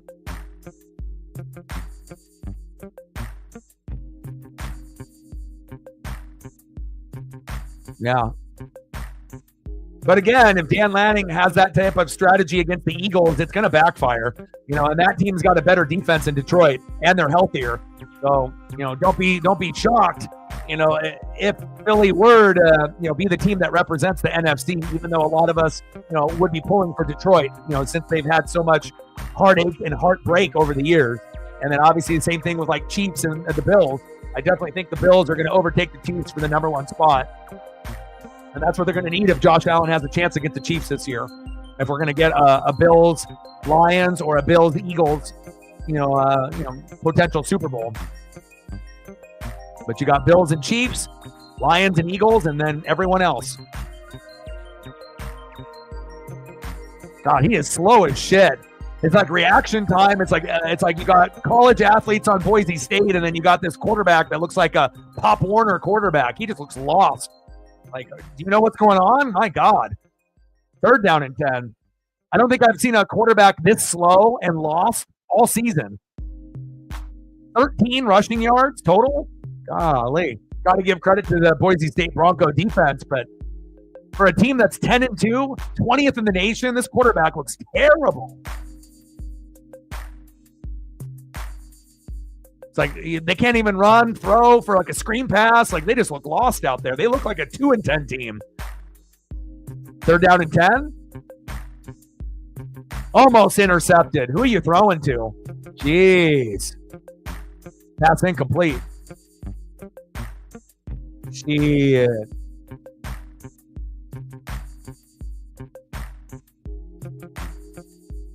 That's crazy to think that, this team that's 20th in the nation looks this bad.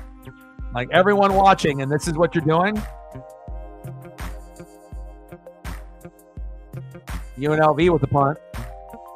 See if the special teams can at least make a play, and no, they can't.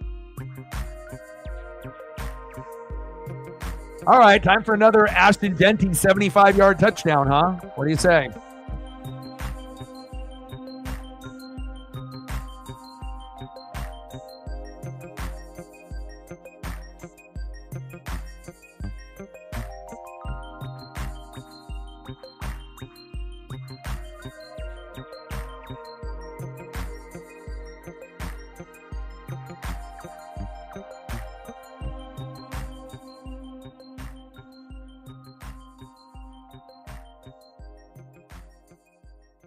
Six more likes to be able to get to 20. Hopefully we'll get a little bit of people popping in, just saying hello. And obviously we'll be doing the Ducks in Penn State at 5 o'clock Pacific.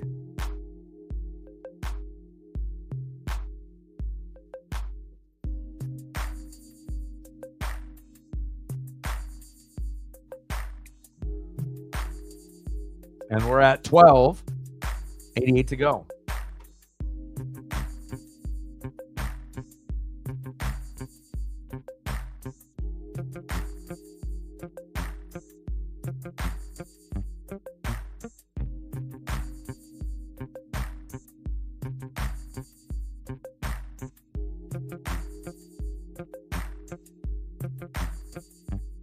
Oh, I hear Paisley. I hear my pup. I hear her. I hear you. Hi. Hi, my baby. Hi, my baby. Did you eat dinner yet? you hungry? All right, I got to go get Paisley food real quick. I'll be right back. Come on, let's get food.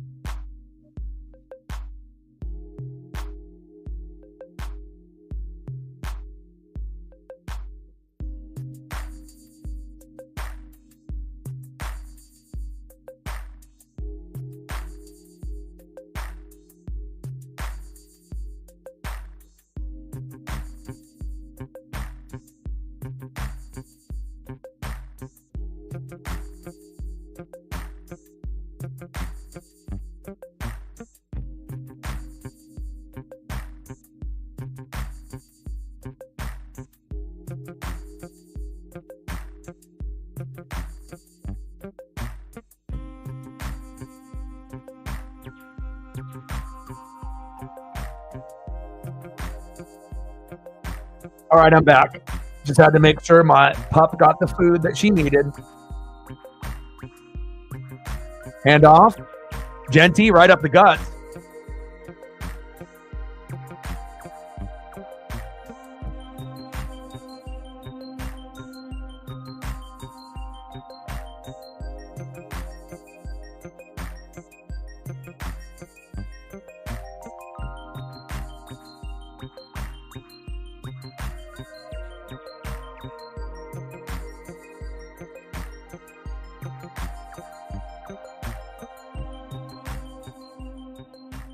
Second down and 1.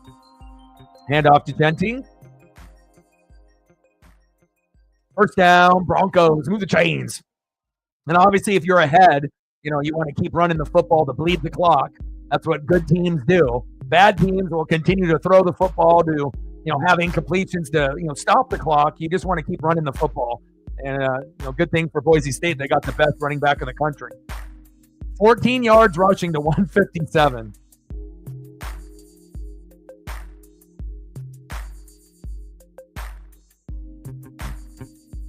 I mean, Ashton Genty could get more yards rushing blindfolded than UNLV's team. Oh, big hit. Big pop there. Good defense there by the Rebels. Second down and 10.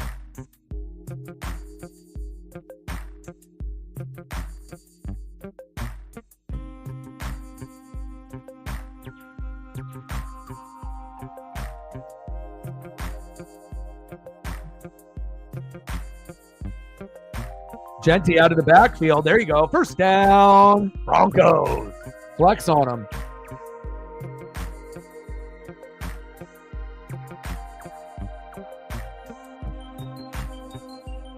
Nice job.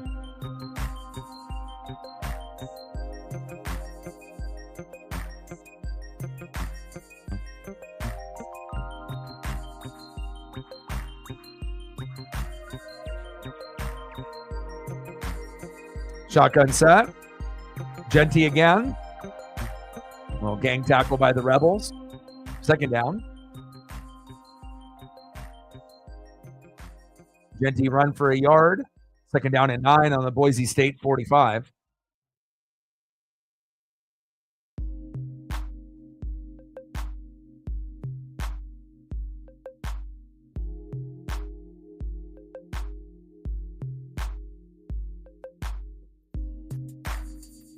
Second down and 9, shotgun set. Madsen. Wow, what a catch. Hands, team. See if he gets his foot down. Yes, he does. Nice. Even tries to tap that second foot, even though you only need one in college. Woo! Little toe drag swag.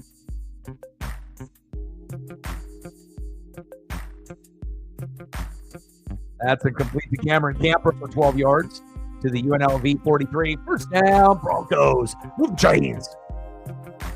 Man in motion. Shotgun set.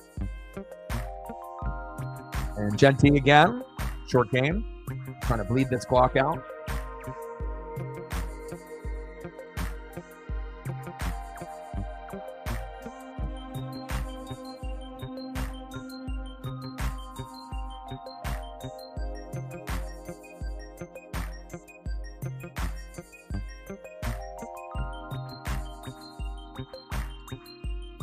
Second down and 10 on the UNLV 43. Man in motion. Shotgun set. Madsen. Almost intercepted. What happened to my hands?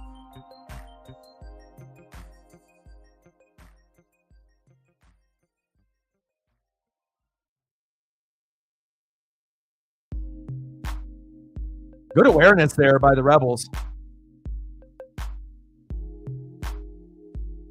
Passing complete for Maddox Madsen. Third down and 10 on the UNLV 43. About 6 minutes to go here in the third quarter. Third down. 15 for 19 for Madsen, 134 yards. Floater. Intercepted. No. Oh, my God. Can you make a play? What happened to my hands? I mean, he's giving you opportunities to get the ball. But I mean, that's why some of these guys play defense, because they can't catch. Like, you know, they might have wanted to be a wide receiver, but I mean, you can't get it any closer to your body than that. Come on. That's why you play safety or corner, because you can't fucking catch.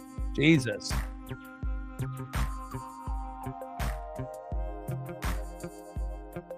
Oh, Genty is absolutely a top 10 pick, but it also depends on the teams that are in the top 10 if they need a running back. A lot of those teams are going to need offensive line, defense. There's going to be other positions that are going to be more of a need, but based off skill set, yeah, he definitely deserves to be a top 5 or top 10 pick, but, we'll see, Running backs, sometimes are undervalued, but it'll be hard pressed to pass on a guy like that, depending on if he's available.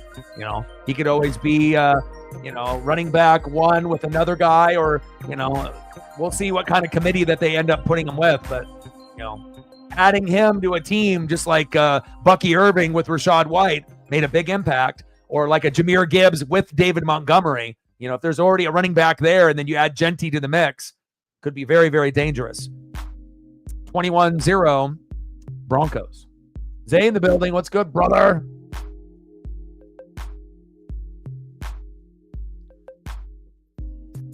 What's good, my G? This one is a laugher right now. Hopefully UNLV can get at least 3, 7, or 10 before the game is up, but it's looking pretty tough right now. Really good defense from the Broncos, and they got this guy named Genty. He's kind of good. Give him the Heisman.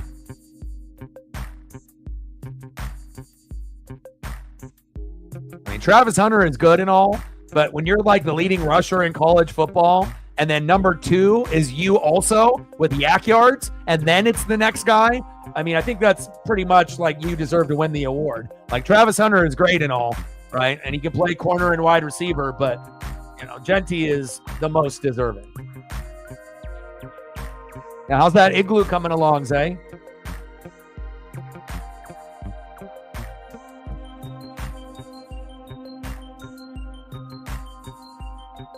Living that igloo life.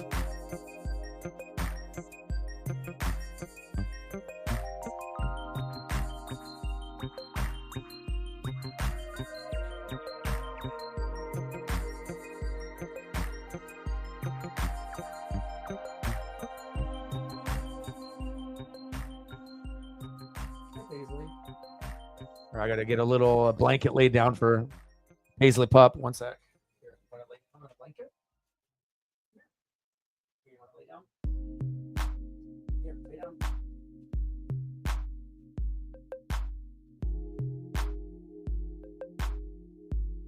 Lay down. Did you eat your dinner? Did you eat your dinner? You're a good girl? Yeah.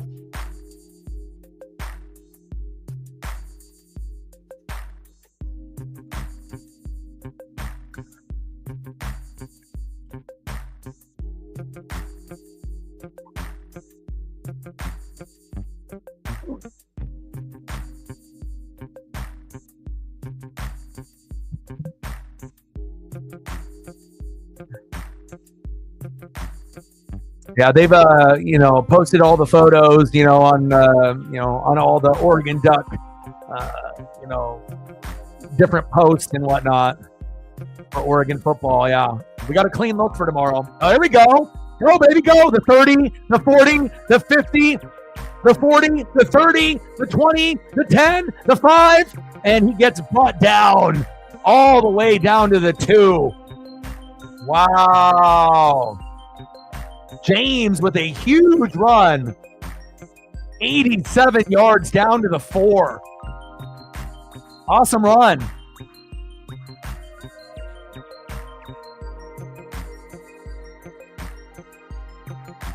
Okay, well, that woke me up.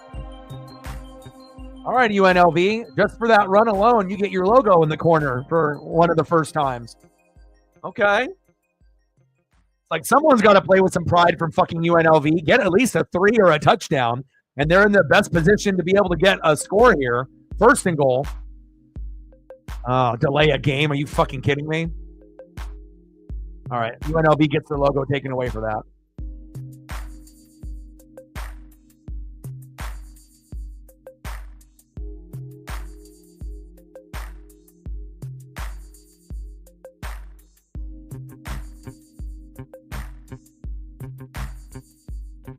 Paisley just left. He's going to wait for Dad to finish. All right, come on, UNLV. Show me something. First and goal, shooting themselves in the foot, self-inflicted wounds. You can't do that in college football or the NFL. Thomas, short game. I mean, you get one long run of 87 yards, and all you're going to get out of it is, what, a field goal? Come on.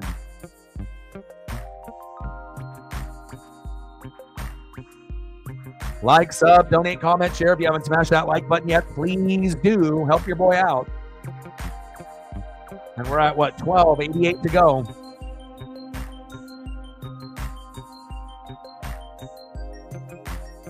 Shotgun set. Keeper. And you stink, man. What a shitty quarterback this guy is. Your awareness on a scale of, 1 to 100 is like -10. Terrible. Are you going to hand it off? Are you going to keep it? Like, you're slow as shit. Like, this is literally like the slowest quarterback I think I've ever seen in my entire life. God. My God. I mean, I've seen a lot of shitty quarterback play in my time, since the 80s. But this is definitely one of the worst quarterback performances I've seen from a good team, supposedly 20th ranked in the nation at 10-2 record. But gosh, I mean, this guy looks like he's like 4th string. Like, no lie. Floater. White is there. And complete. 4th and goal.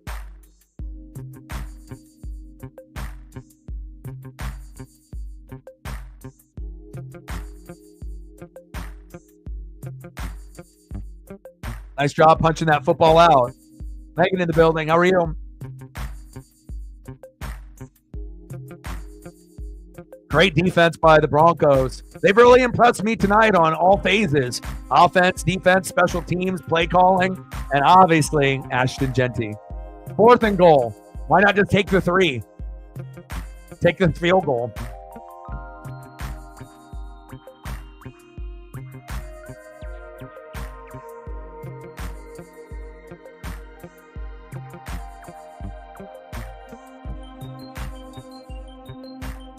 Jeez. I mean, this quarterback is giving me a fucking headache just watching him. And again, you're not going to win the game, right? You might as well just take the 3. At the end of the day, if you end up losing 42-3, it's better than 42-0. But that's the best that you got. That fucking throw. Take the 3 points after that 87-yard run. And instead, you go for it and get nothing. Idiots. Golly. Again, and, I understand, like, if you're close, you go for it in that situation, but just how bad things have been for them, just take the 3 so that people can be happy on the sideline that run for 87 yards wasn't for nothing. And essentially that guy, right, ends up having an 87-yard run, and it didn't even come out to 3 points. Paisley couldn't even believe it. She had to leave the room. Oh, church retreat. What you think about that, Paisley? She says, Will Fuller, that quarterback stinks, dog. I know.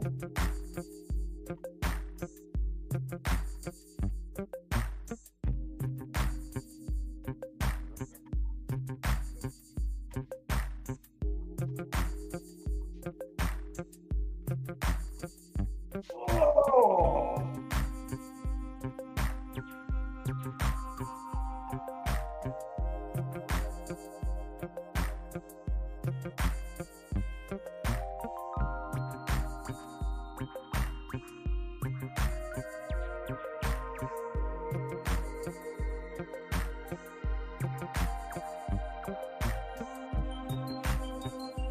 Lay down, Paisley.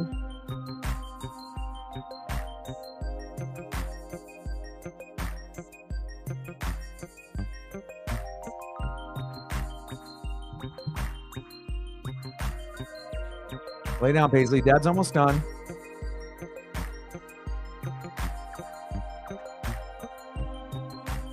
Did you eat your dinner? You're a good girl? Yes, you are.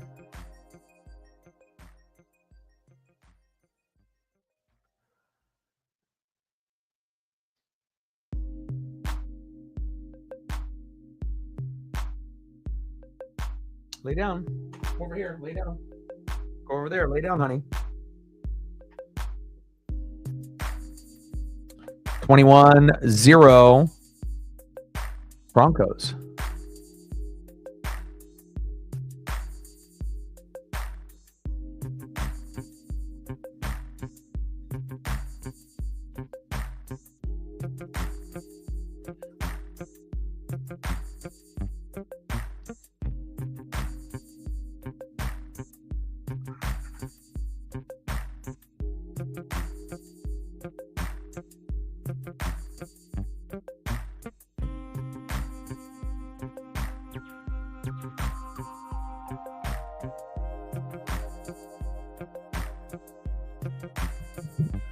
She's a good girl.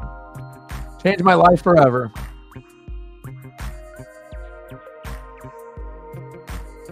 She's the best.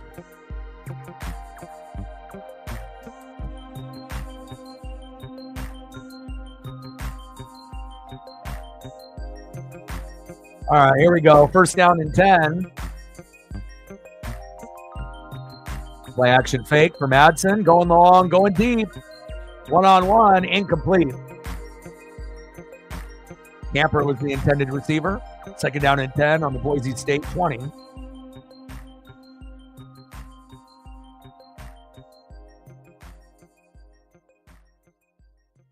Madsen, 15 for 21, 134 yards, 1 TD, no picks, and a TD on the ground.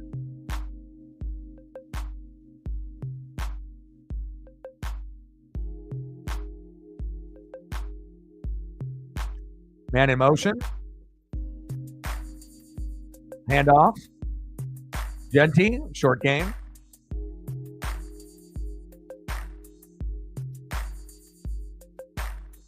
Good girl. All right, now she's laid down on the blankets and she's all comfy, waiting for daddy. And we'll go for a long walk. And I'll wake up super early, do another long walk, and then we'll get suited and booted for the 4 championship games tomorrow. We'll do the Penn State Nittany Lions and the Oregon Ducks at 5 o'clock Pacific. And I'll be watching that Iowa State, Arizona State at 9, and every game after that. Can't wait. Georgia, Texas is going to be lit. Unfortunately, that Ewers has got that high ankle sprain. That could be the difference in the game, and Georgia could end up winning. Wouldn't shock me. Pass incomplete. UNLV gets a rare stop on 4th down and 7.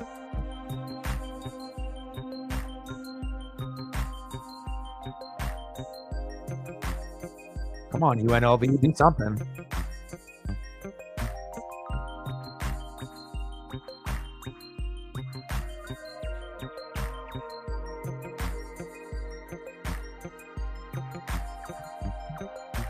All right, Boise State Broncos with the punt. And after having a 21-0 lead at half, and UNLV wasting an 87-yard run and not just getting 3, good teams find a way to win, bad teams find a way to lose. And I would have taken that 3 points just for morale after that 87-yard run that normally would have never happened to the Broncos. And, 21-3 isn't exciting, but it's a lot better than 21-0. And then all of a sudden, if you get a touchdown, then it's 21-10 and you're starting to feel pretty good. But, that's what happens. You're not coached up properly, and then you make bad decisions. Anything is better than a fucking 0 on any level. Shotgun set.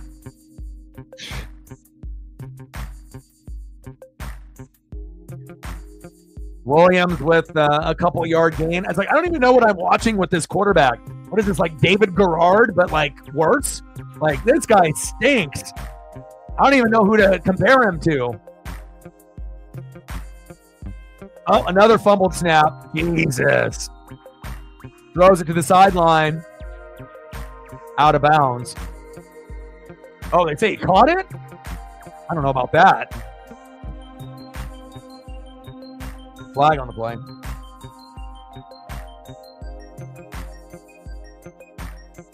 Now this play's coming back.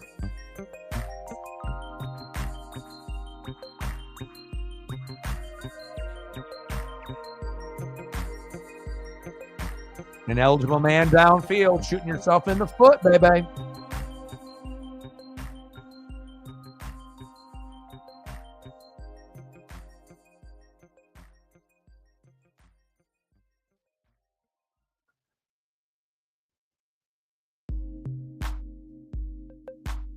Yeah. Well, we already knew Army was going to win even before the game started. Tulane had no shot. Not against that team.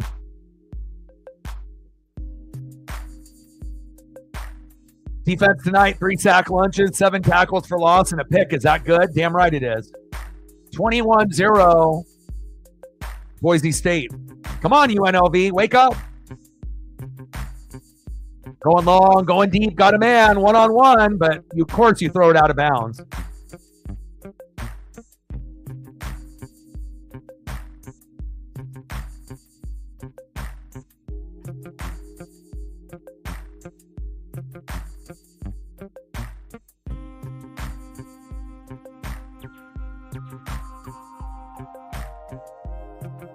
Like, does UNLV have another quarterback they can go to? Because this guy stinks. I mean, even if they got like a freshman that has like very, very raw, but it has some type of skill set, I would rather see that than what I'm seeing with this guy.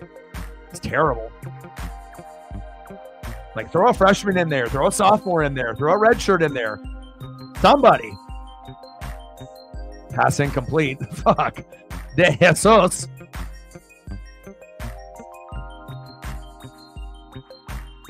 I don't think I've seen too many teams shit the bed in a championship game like this ever in my life. And I've been watching football since the mid-'80s.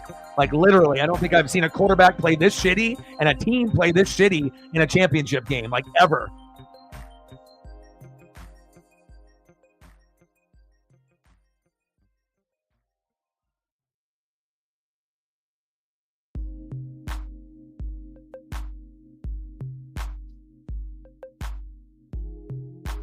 UNLV with the punt. We're about due for some excitement at some point, right? Another big Genty touchdown to kind of put the nail in the coffin, even though the game has already been over since the second quarter.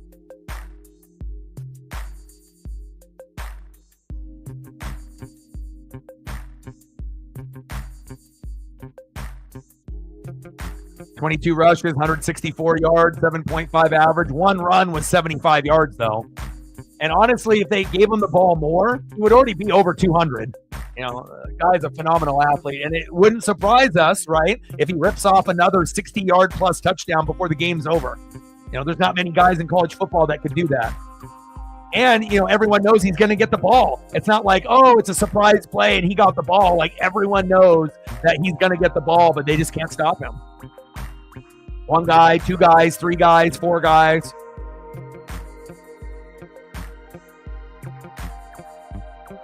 We're at 12, 88 to go. We need a few more likes to get to 20. If you are in the room and haven't smashed that like button yet, help us get to 20. before the stream ends. It'll definitely help us out in the algorithm. We only need 5 more to get to 20. So if you are in the room and haven't done it yet, please do. Now we're at 16. We only need 4 more to go. It'd really be appreciative. I mean, I get it. The game is 21-0, but it's all about those metrics and those analytics. Genty, short game. 3rd down and 2. And that's the end of the 3rd quarter.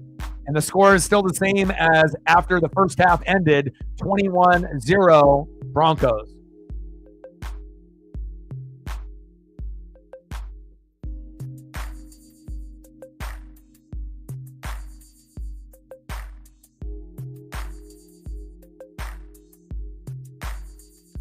Well, we can at least look at Genty photos. That's better than what we've been looking at for UNLV.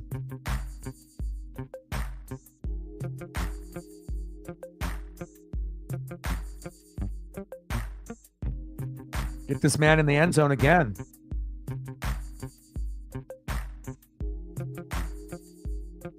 This little flashing Boise State logo is pretty fire. Oh, go Ducks.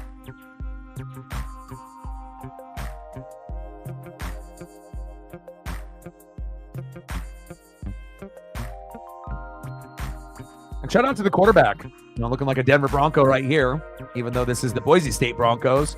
Madsen actually has played pretty good today. Hasn't really made a whole lot of mistakes. Has stayed in his lane, understands his role, isn't trying to be someone that he's not, and it's worked out pretty damn well for the Broncos, Madsen, Genty, and company today.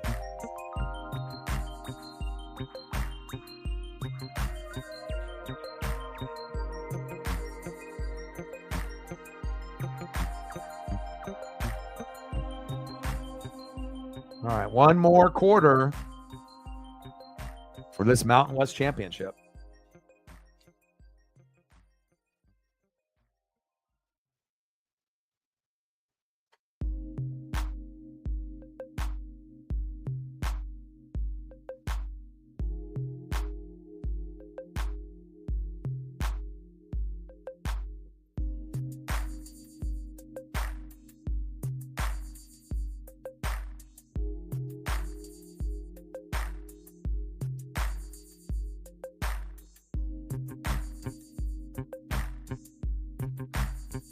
Oh, baby, baby, baby, baby. Let's see what's going on Sunday.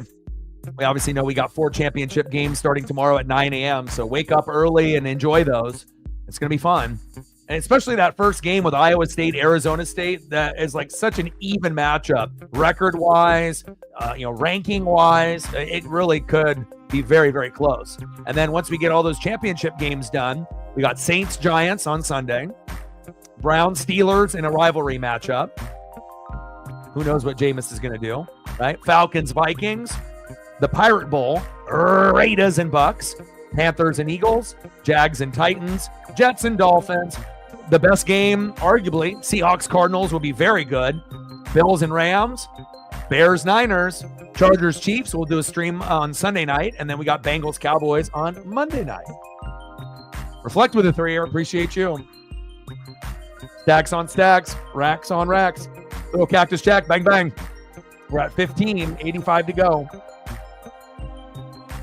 Talk soon.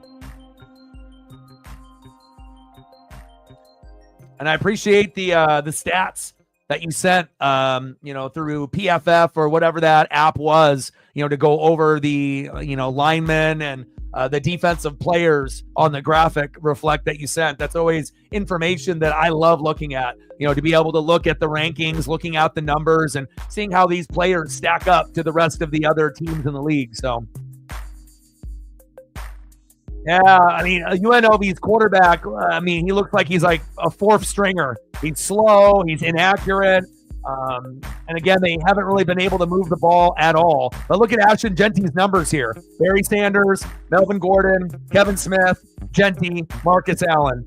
So if you're looking at Mark Ingram, right? Derrick Henry, as well as Reggie Bush, Genty crushes those 3 guys that have won the Heisman at running back. So, you got, Shedeur Sanders, Dylan Gabriel, Cam Ward, Travis Hunter. Yeah, but it's no question Genty is the Heisman winner, or should be.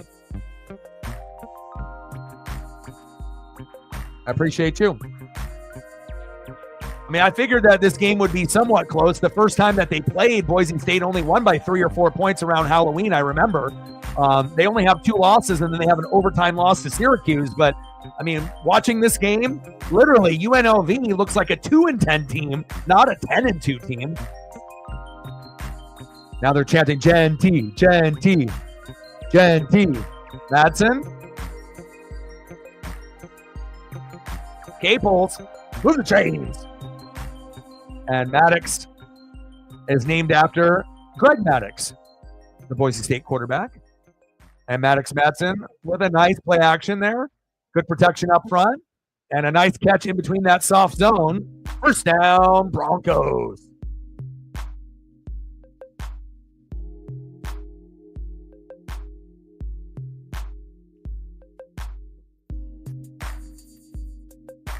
Ashton Genty, the pulse and the heartbeat of this team. It's like the logo in the corner, baby. Genty, Genty. I don't think I've ever heard like a crowd just chant like a last name in a game in a long fucking time. But again, deserving. Very cool.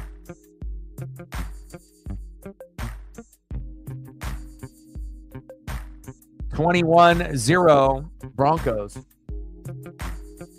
What do you want to see for photos? Reflect anything that you want to be able to see? Let me know.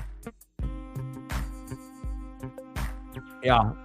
No, I mean, like I said, their only loss was to Oregon, and the guy's the real deal. I mean, regardless if they play top-tier talent, middle-tier talent, or low-end talent, to be able to have the vision and the speed and the agility, his breakout party was against Oregon, but I mean, he's been so consistent regardless on who they play.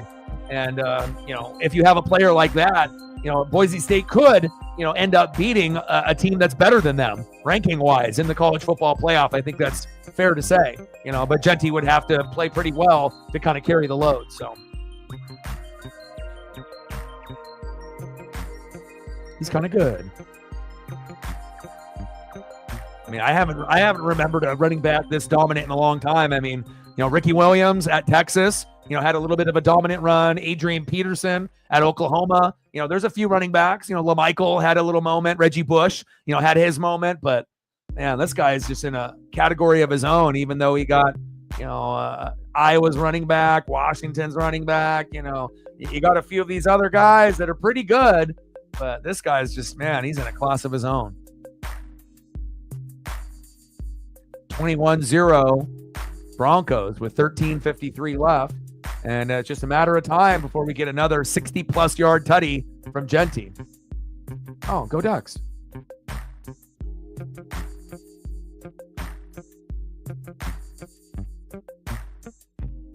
And Maddox Madsen, the quarterback, has actually done a pretty good job for them as well, knowing his role and not going outside of that.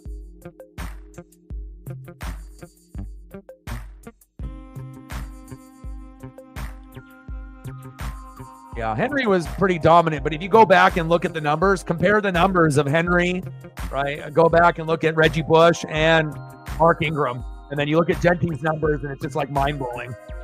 Like, really, the only person that you can compare Genty season 2 is Barry Sanders, and that's it. There's no one else that you can really compare it to. So, there you go. You got to get the names spelled right. Henry was dominant. Genty is doing it with less, like Derrick Henry and Ingram and a lot of these other guys, Reggie Bush. I mean, you're doing it with a lot more supporting cast around you. And I would assume with Alabama, better offensive line than what Boise State has. So, I mean, hell, if Genty had Alabama's offensive line from back in the day, could you imagine? He probably would have broke Barry Sanders' record if he had Alabama's offensive line on this Boise State team,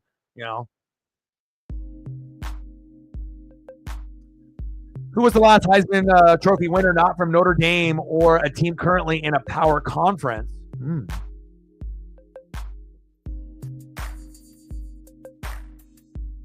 Roger Staubach, Navy, 1963.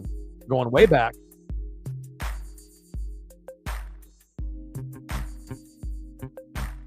Yeah. 192 against one of the top-ranked defenses. That's fucking good. I mean, we almost lost that game, right? That was like the breakout party. Everyone was coming into the stream hoping that we lose, right? So Boise State and that Wisconsin game. Everyone loves to see people sad or angry or miserable. They don't want to ever see someone happy for their team winning. Haters will hate. 3rd down and 6. Madsen, floater, incomplete.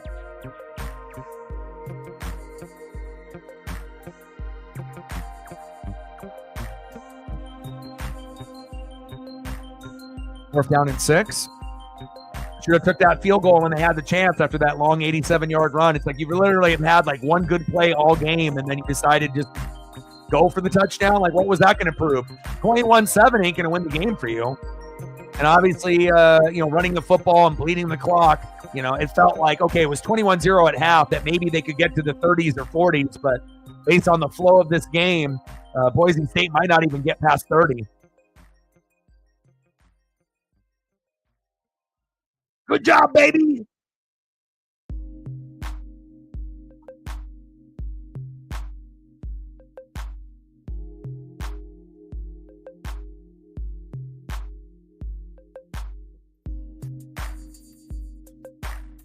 Can't wait for tomorrow.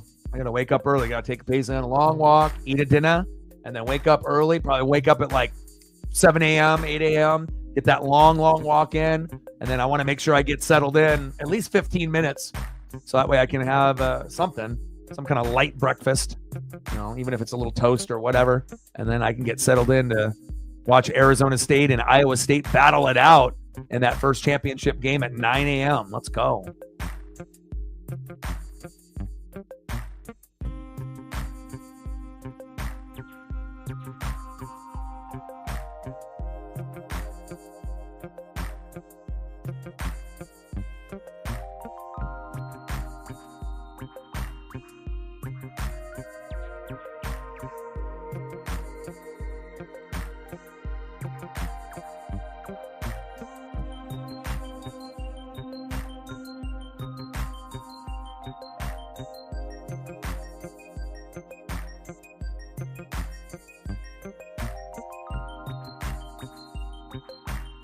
Reflect has his own file now. You got your own file. Squeeze some photos in here for Reflect. You got your own file. You got it.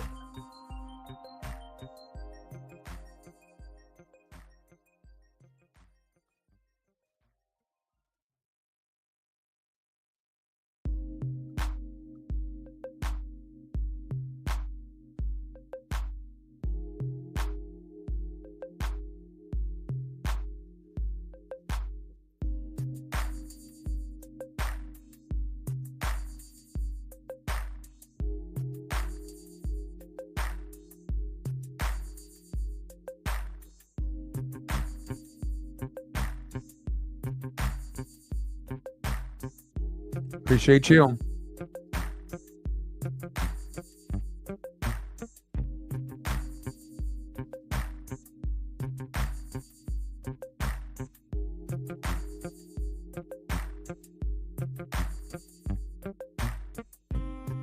Yeah, Zay did drop in here after work.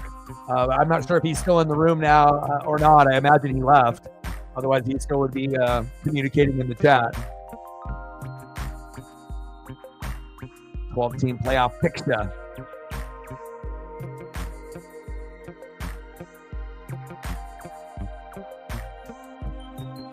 UNLV. Hopefully they can get some points.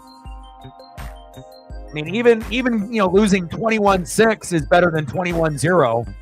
But I skipped out on the field goal opportunity here. But again, I've seen a lot of bad quarterback play in my time since watching football since the mid-'80s. But legit, like, this quarterback on UNLV has put up maybe one of the worst performances I've ever seen in any game, let alone a championship game. Malik Williams, slow as shit. I mean, what are we doing here? What are we doing? Oh. Oladipo. Nice tackle by Oladipo, who's got, 5 sack lunches from the safety position, flying around. like this poor man's David Garrard, poor man's Vince Young. I mean, golly, he's terrible.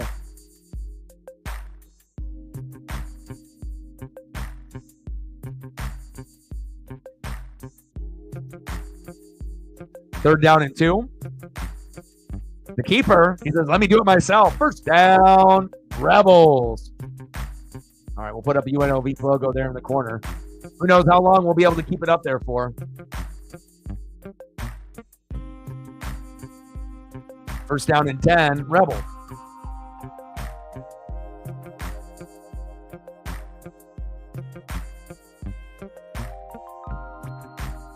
I mean, the only game that I didn't do this season for Oregon was the Idaho, the very first game, which I was going to do, but I just decided to watch it, with Baisley and whatnot. Almost intercepted. But usually I do every game unless I'm at the game. But that's the only stream that we weren't, doing for Oregon, obviously. And I'll try to do pretty much every game every season. So, and obviously we've missed out on some WWE PLEs due to Oregon, but this is a special year. So WWE will always be around, but seasons like Oregon this year probably aren't going to happen that often. So no regrets.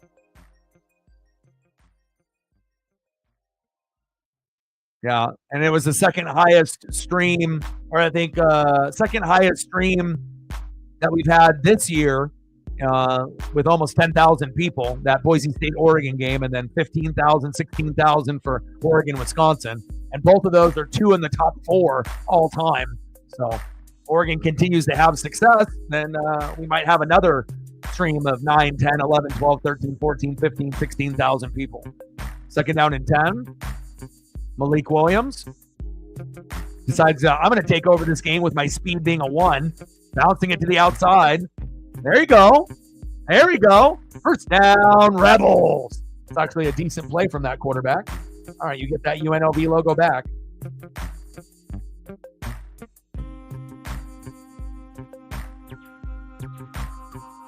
Nice run by Haj Malik Williams. 31-yard gain there to the Boise State 40. First down, Rebels. Now we got the rushing total a little bit closer to Boise State. The only problem is you're down 21-0. Shotgun set. Little check down.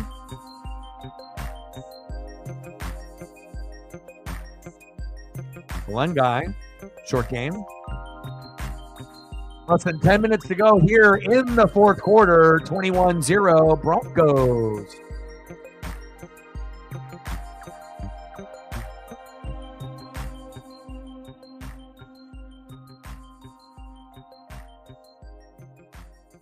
Second down and 4. Shotgun set. Good pressure up the middle. Pass incomplete.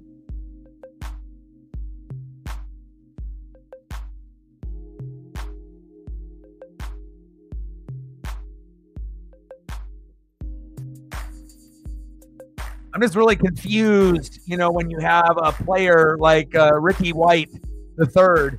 It's like, Jaden Reed getting a 0 yesterday. It's like the guy is too talented to get a 0, and obviously in this particular matchup, I know it's hard to be able to throw the football, but you would think they would try to get the football to their best player on offense. Apparently not. Handoff. First down, Rebels. Move the chains.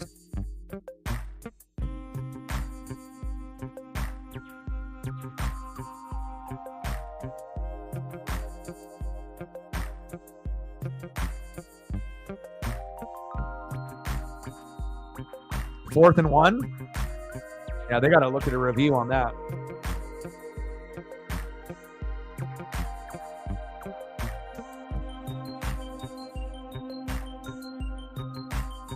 Official review. All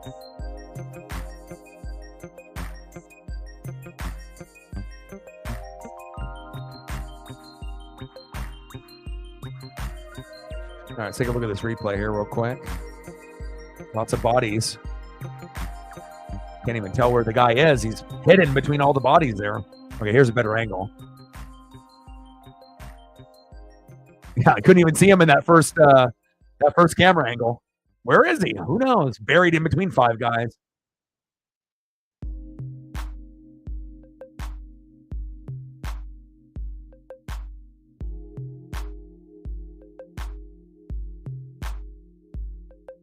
Yeah, that's a first down.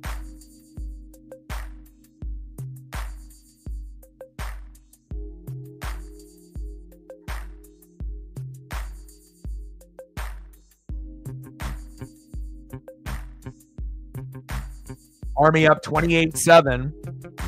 Great job by Army this season. Iowa State, Arizona State tomorrow, both 10-2 for the Big 12 championship. Georgia and Texas. Quinn Ewers has got a high ankle sprain, so I assume Georgia will win that with Carson Beck, even though he's mid. Penn State and Oregon, go Ducks. And then we got Clemson and SMU, and I'll be rooting for SMU in that game. Southern Methodist. Somebody new. Coming into a new conference, getting the job done. But we'll find out if that is the case. Awesome that we have 4 championship games on tomorrow. Can't wait.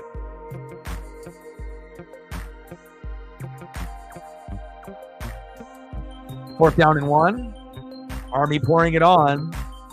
Good for them. One of the best seasons in their school's history. There we go. There we go. There we go. Go, go, go. Touchdown, Rebels. Hey, better late than never. Greg Burrell. Oh, baby. Nice job, G-Reg. Finally. My God. Good blocking up front. Missed tackle there by the Broncos. Ref gets in the way and then out of the way. And that's a nice tutty. And if you would have kicked a field goal when you had it, you would be 21-10, and that would have been a hell of a lot better than 21-7. Nice job by G-Reg.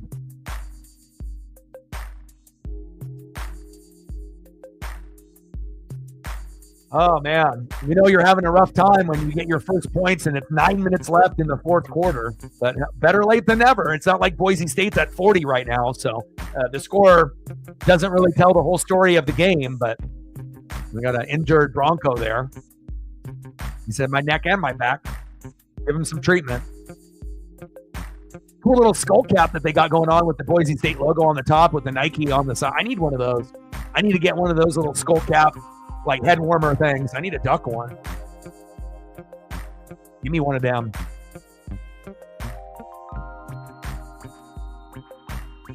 Well, at least UNLV is not stupid to go for 2. Extra point is up and good. 21-7 Broncos.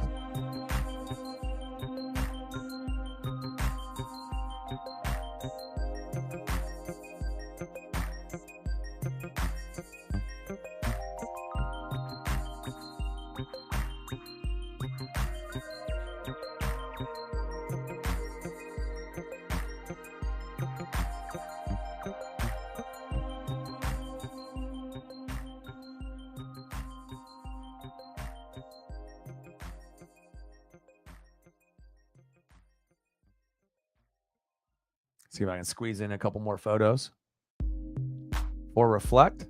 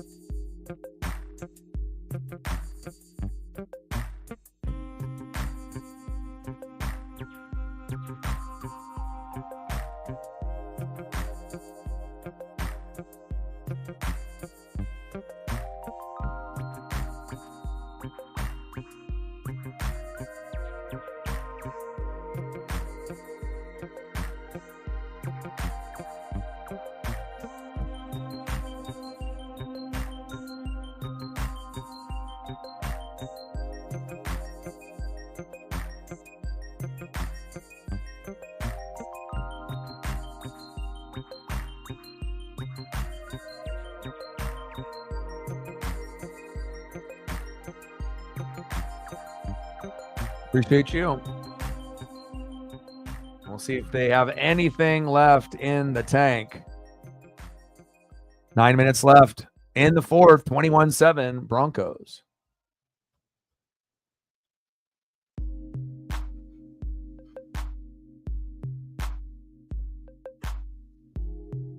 Yeah, I was actually trying to pull up the moon dance, photo here, but it wasn't converting for me, unfortunately.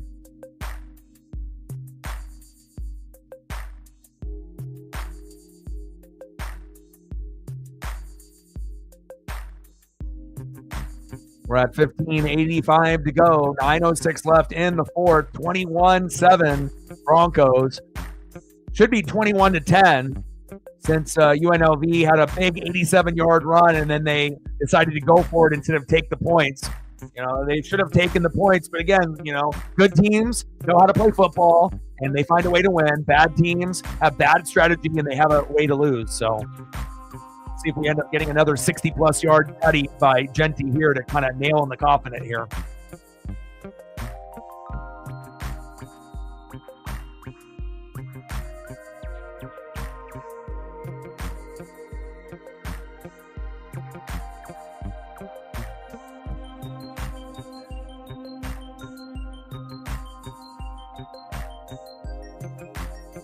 First down and 10. Screen pass. Lauder, the tight end with the short grab.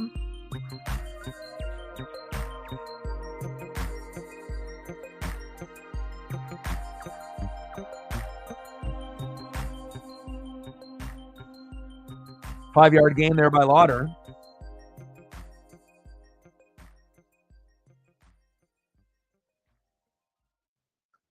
See what Maddox Madsen can do. See if he can thread the needle. Shotgun set, blitz off the edge. Camper. Third down and 1, roughly. Now they're getting a little chippy there, talking shit. I don't know if I would be talking shit if I was on UNLV getting absolutely destroyed, even though you're only down by 14, but it feels like you're down by 40.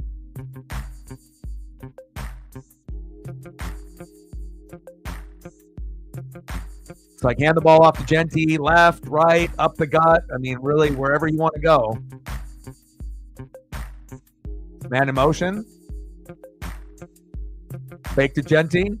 Floater, broken play, one-handed grab.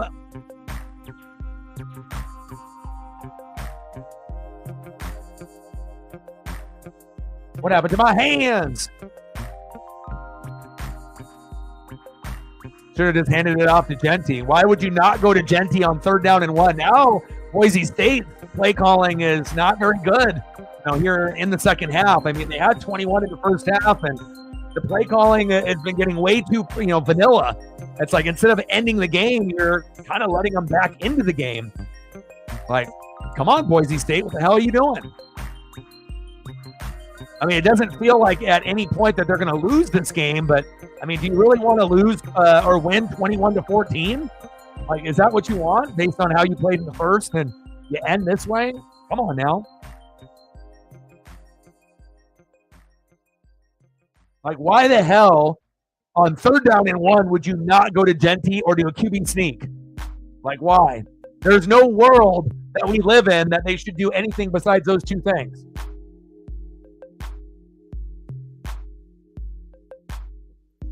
First down and 10 for the Rebels.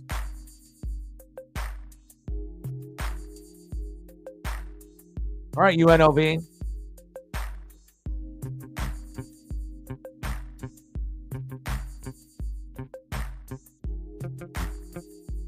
This quarterback is terrible, but he's been getting better as the game is going on. Floater going deep, got a man, and just overthrew him. Could you imagine if they would have caught that and scored? Then all the momentum would have been for UNLV.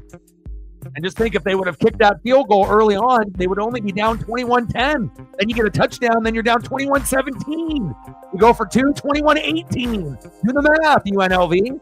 But I mean, it is Las Vegas. Math is not a priority for them. Second down and 10.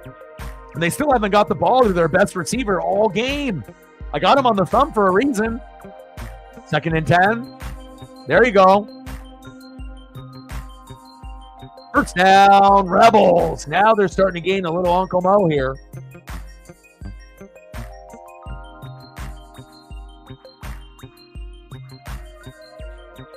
I just can't believe they didn't go for Genty or QB sneak on that 3rd and 1. How stupid was that?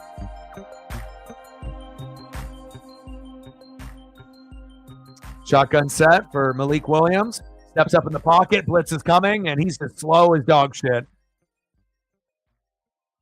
12 noon. You know what time it is. Boise State Broncos sack lunch. Yum, yum, yum, yum, yum, yum. I mean, the guy runs a 40 in like 10 seconds. Slow, slow, slow. 2nd down and 12 on the UNLV 34. Shotgun set. Boise State bringing the blitz. Screen pass. Missed tackle. Spin move. And brings him down. 3rd down. We're at 15:85 to go. Like, sub, donate, comment, share. We're only a few likes away from getting to 20. If you haven't smashed that like button yet, please do, even though I imagine most of the people in the room have done it already. 3rd down and 7. They get another first down. There'll be a little bit of life. Trips right. Williams. I can't believe he actually ran past somebody. Oh, my God. Scale of 1 to 10 with speed. This guy's a -5, and he still got the first down. Williams playing decent football here in the 4th quarter. And the snap has been low on almost every snap for UNLV today.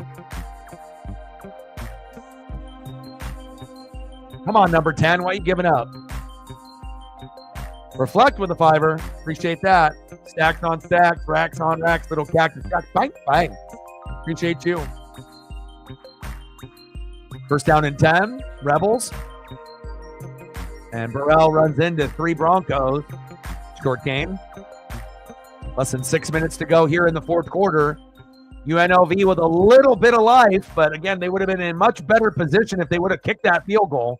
But I know when you're down 21-0, you get greedy and you want those points, but you got to be smart. Take the 3, and now it would have been 21-10 and actually a real threat, especially if they get a touchdown here. 21-17 is a lot better than 21-14. Bradley with a catch. My gosh. Somebody woke up UNLV.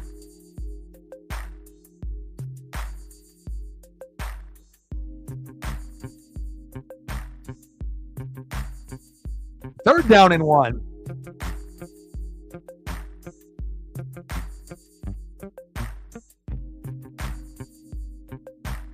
Uh-oh.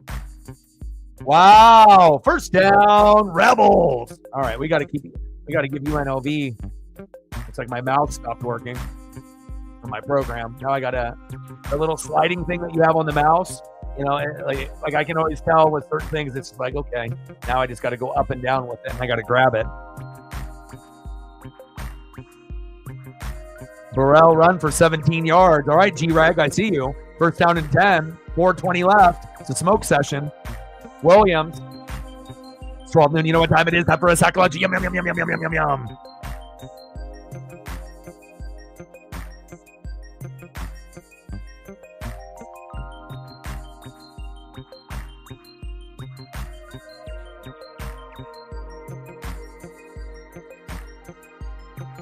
Second down and 15, 21-7, Broncos.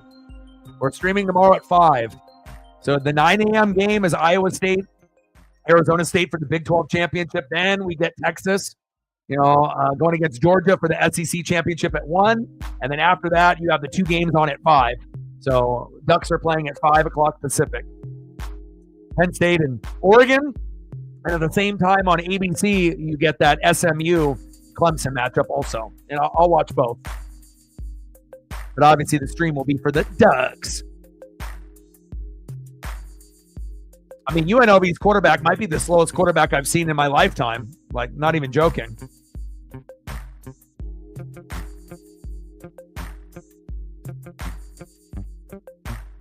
I mean, the guy's making David Garrard look like a Hall of Famer. Golly. Second down and 15.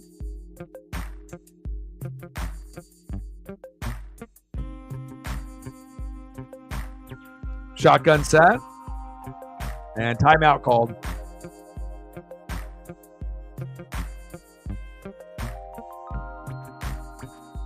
All right, Broncos with the timeout. Trying to get set.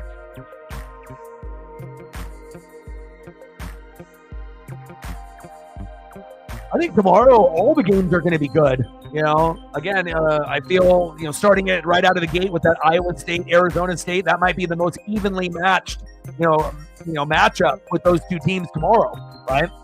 SMU Clemson has a chance to be pretty close and pretty competitive as well. Georgia Texas probably would be closer if Quinn Ewers didn't have a high ankle sprain. I imagine Georgia will win that. And then we got Oregon and Penn State. So we'll see what Tyler Warren can do, trying to be the Taysom Hill of college football. But we'll find out.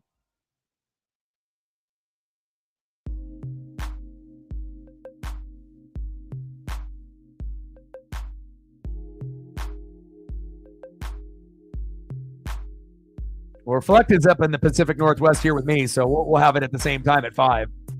Wow, how do you not sack Luncham there? Wow, another broken tackle, another broken tackle, another broken tackle. Oh, now Williams thinks he's Cam Newton or something, or AR. Okay.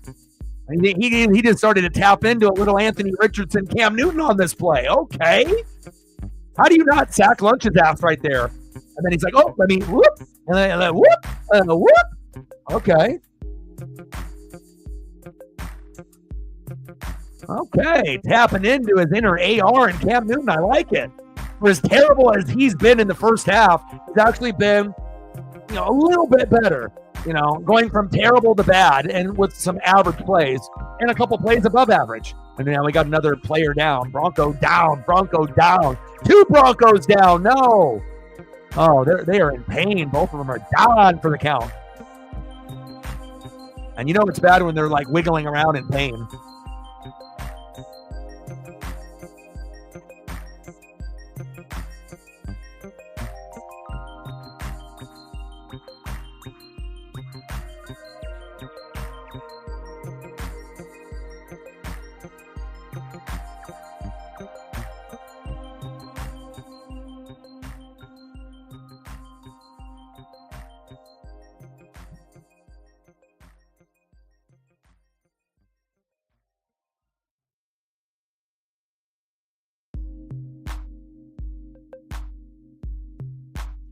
I don't know if we're going to get a 31-24 game.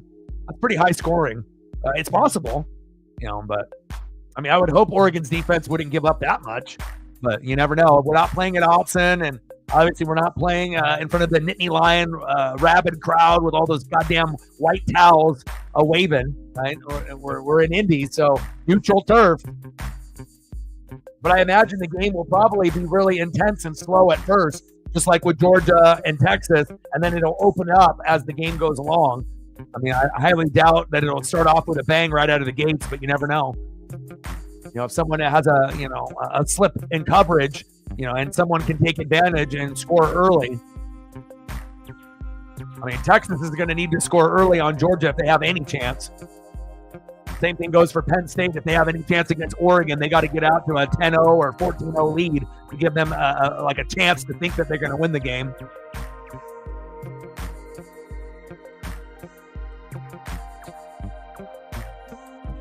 Third down and 7. Keeper, bounce it to the outside. Who is this guy? Cam Newton? Go, go, go. First down, Rebels. Wow. This guy is really channeling in his... he went from the speed of a -5 to maybe a 6, which is a huge difference. Good angle there. It's like he just woke up. Oh, false start. Self-inflicting wounds. Where was this quarterback in the first half? If you could have gotten a few plays like this, maybe you could have, at least put up 3 or 7 in the first half, kicked the field goal early in the third quarter, and then maybe this game is at 21-20 or 21-17. But now you're at 21-7 with 3:26 left, but you're threatening now, and the momentum has shifted. But it really shows you how they fucked up on not taking those points when they should have. That's the rule, right? If the points are available, you never leave them. You take them. Don't get greedy.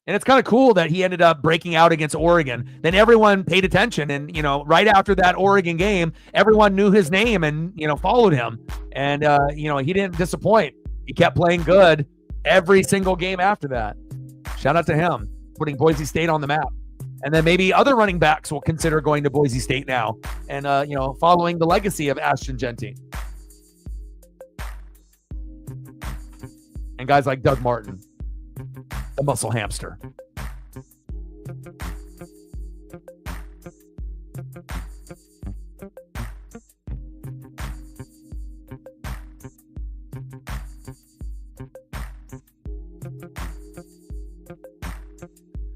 Yeah, he's been injured. Again, the Blazers would be doing a hell of a lot better if Kling Kong wasn't injured. And again, we're not the same team. When we have Shaedon Sharpe and Kling Kong playing together, we have a chance to beat anybody in the NBA just based off that defensive presence of Kling Kong, as well as, having Shaedon Sharpe. But yeah, injuries have kind of hit us, pretty hard. And there's a good chunk of the Blazers that are banged up, unfortunately. And, even if we had him, we're still one of the kind of the bottom 5 NBA teams, but at least we're like watchable when Klingon is playing. When Klingon isn't, it's kind of a hard watch. So we're at 20, 80 to go. No, he should be back, I would say in a couple weeks. Let's take a quick look, see what it says. So he will be back. And the Blazers are on right now.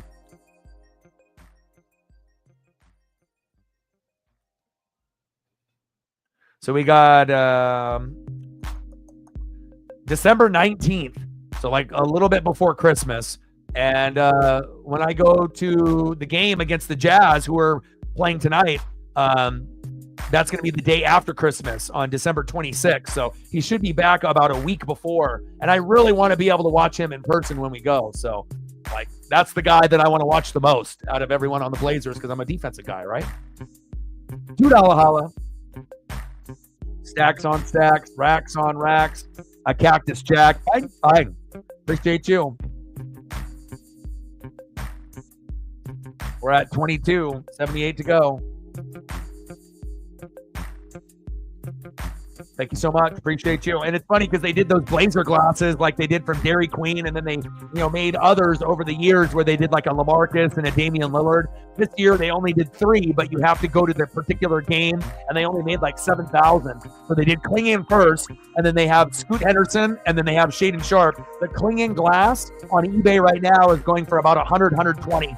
So not many people are willing to give it up for under 100. So that's a little bit too expensive for me and my best friend Justin to pay.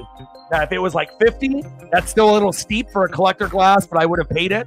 Maybe even 75. But if it's 100 to 125 for a glass, that's a little bit too rich for my blood. But if it goes down, or if someone is willing to part with one for 50 to 75, yeah, I would be willing to pay that. And my buddy would be too, and I don't really care about the Scoot glass, but obviously if I got the Kling glass, I would have to get the Shaedon glass, which I would want, and then I would have to complete the set. So 200 yards for Genty, baby.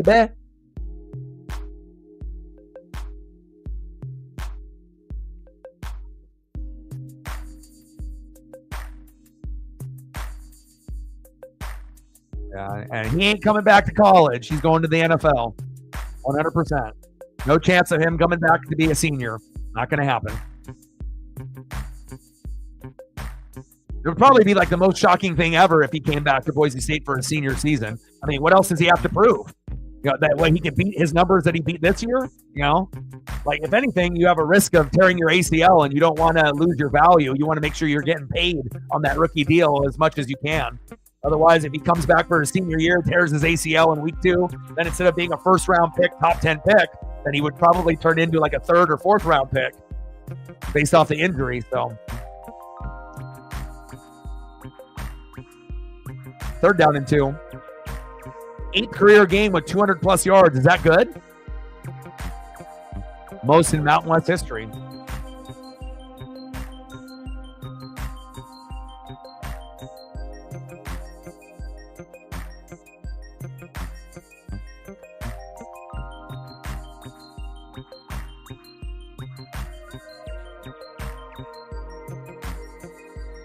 3rd down and 1.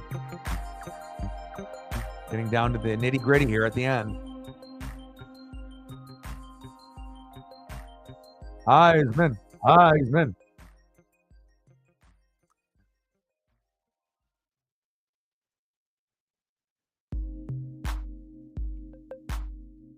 Yeah. Gabriel and Sanders, just, you can have them come along, but I mean, it really comes down to Hunter and Genty, but so they got Hunter as the front runner to win, and then Genty at 2, and then look at Gabriel and Sanders plus 30,000, 40,000. That means no chance in hell. So it's really only going to come down to 2 people. So yeah, well, they have to have 4 people because that's what they invite, to the ceremony. So obviously having Shedeur Sanders and Dylan Gabriel or like a Cam Ward type, would be in the discussion, but. There we go. First down.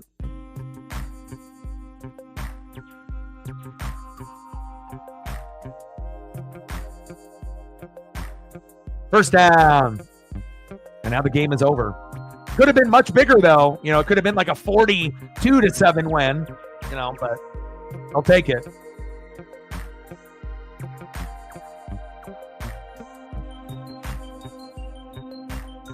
Like I think if Genty had like a good NFL, comparison season to like what Derrick Henry, did before he went, and Ingram, if his numbers were closer to Reggie Bush and Ingram and Henry, then I say, yeah, give it to Travis Hunter. But I mean, to literally have like one of the best seasons other than Barry Sanders, it would be a damn shame if they don't give him the award. As good as Hunter is, as a wide receiver in a corner, you can't convince me that he deserves it more than Genty.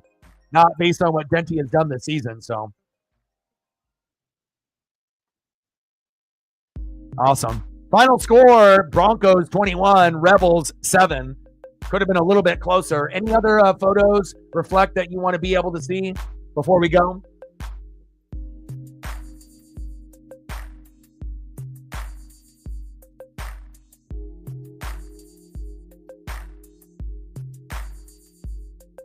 He said, be quiet. I'm doing an interview. All right, no problem.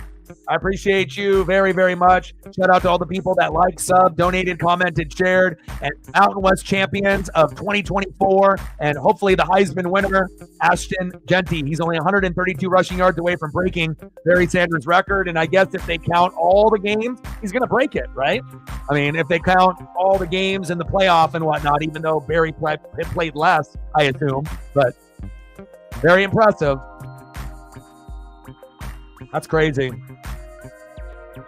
Well, I love you guys, and I appreciate you guys very much. Wake up early and watch that Iowa State, Arizona State, then Georgia, Texas, and then we'll be live streaming at 5 o'clock Pacific for the Oregon Ducks and the Penn State Nittany Lions for the Big Ten Championship. You guys are the best. Like, sub, donate, comment, share. And I got one question for you.